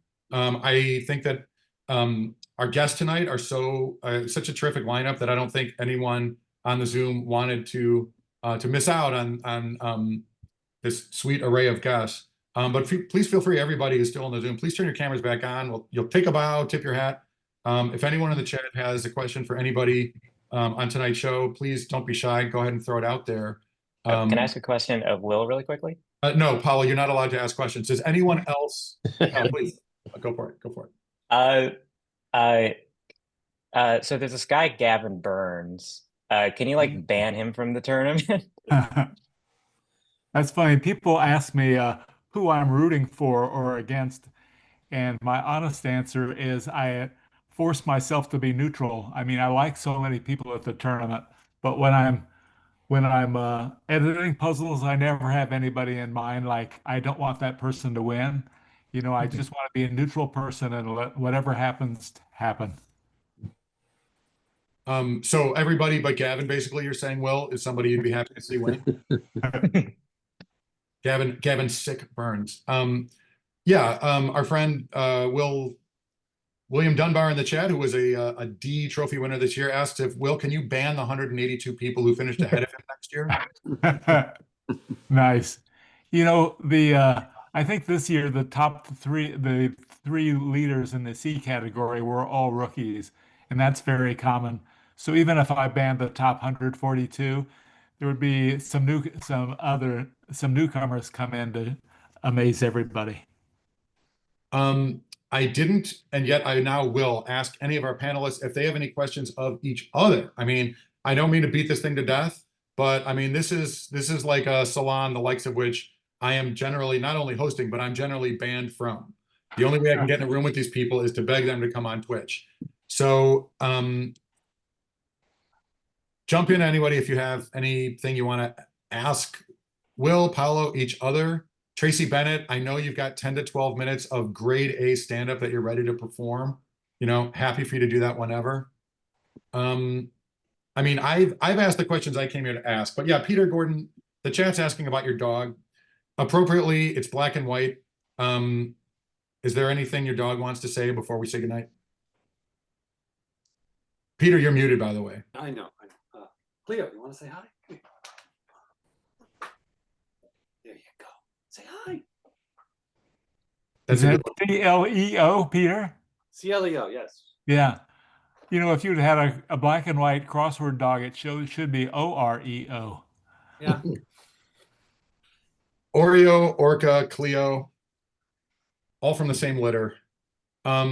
Last year, this wrap-up show stream ran dangerously close to 3 hours. I'm not trying to put anyone through that torment tonight, most notably those who are kind enough to join me here on the Zoom.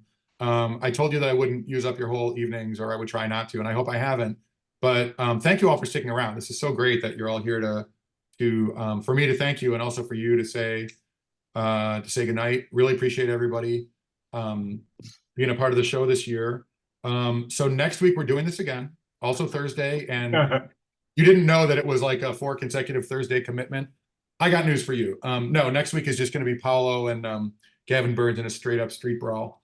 But until then, I should say, this is like a little self-indulgent, but we also play Only Connect on this stream. All of tonight's guests are more than welcome to play in an upcoming game. Alina and Paolo have done so, I think I'm remiss in not having had our other guests on by now. Only if I can be on Paolo's team. Exactly. There you go. Now it's going to be Paolo against the rest of you. I hope, Paolo, you're cool with that. No, it's we do have our friend Michael Sobin, Ravenite, in the chat box has already got his next set of material ready to go, like loaded in the hopper. He's test solved it. And my standing policy is anyone who hosts a game, in this case, let's say Sid Shivakumar, who hosted most recently, that person is in turn invited immediately back. And that goes for everyone here tonight. So it'll be a meta ACPT. We can have tonight's guest roster play. No pressure, those of you who don't want to, but would love to have you all back. Yeah, when I have like Paolo and June Pak on, I like need to separate them. You know, they're individually too strong.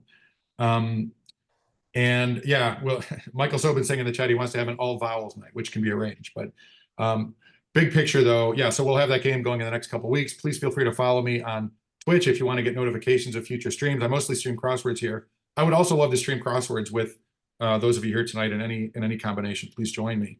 But for now, if I stop talking, we conceivably, I think the average length of a Hollywood movie last year was 2 hours and 20 minutes.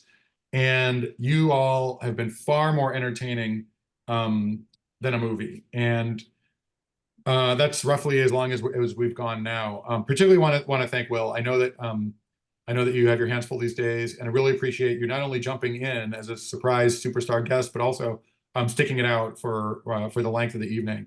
Also, with everyone in the chat box, thank you for sticking around. Appreciate having so many people watching.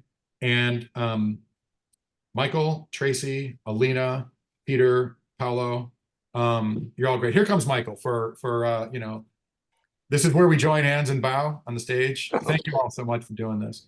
Landing the plane, just such a treat. To sum things up, forget tonight's stream, which was great and all. The ACPT is a treasure for a lot of people.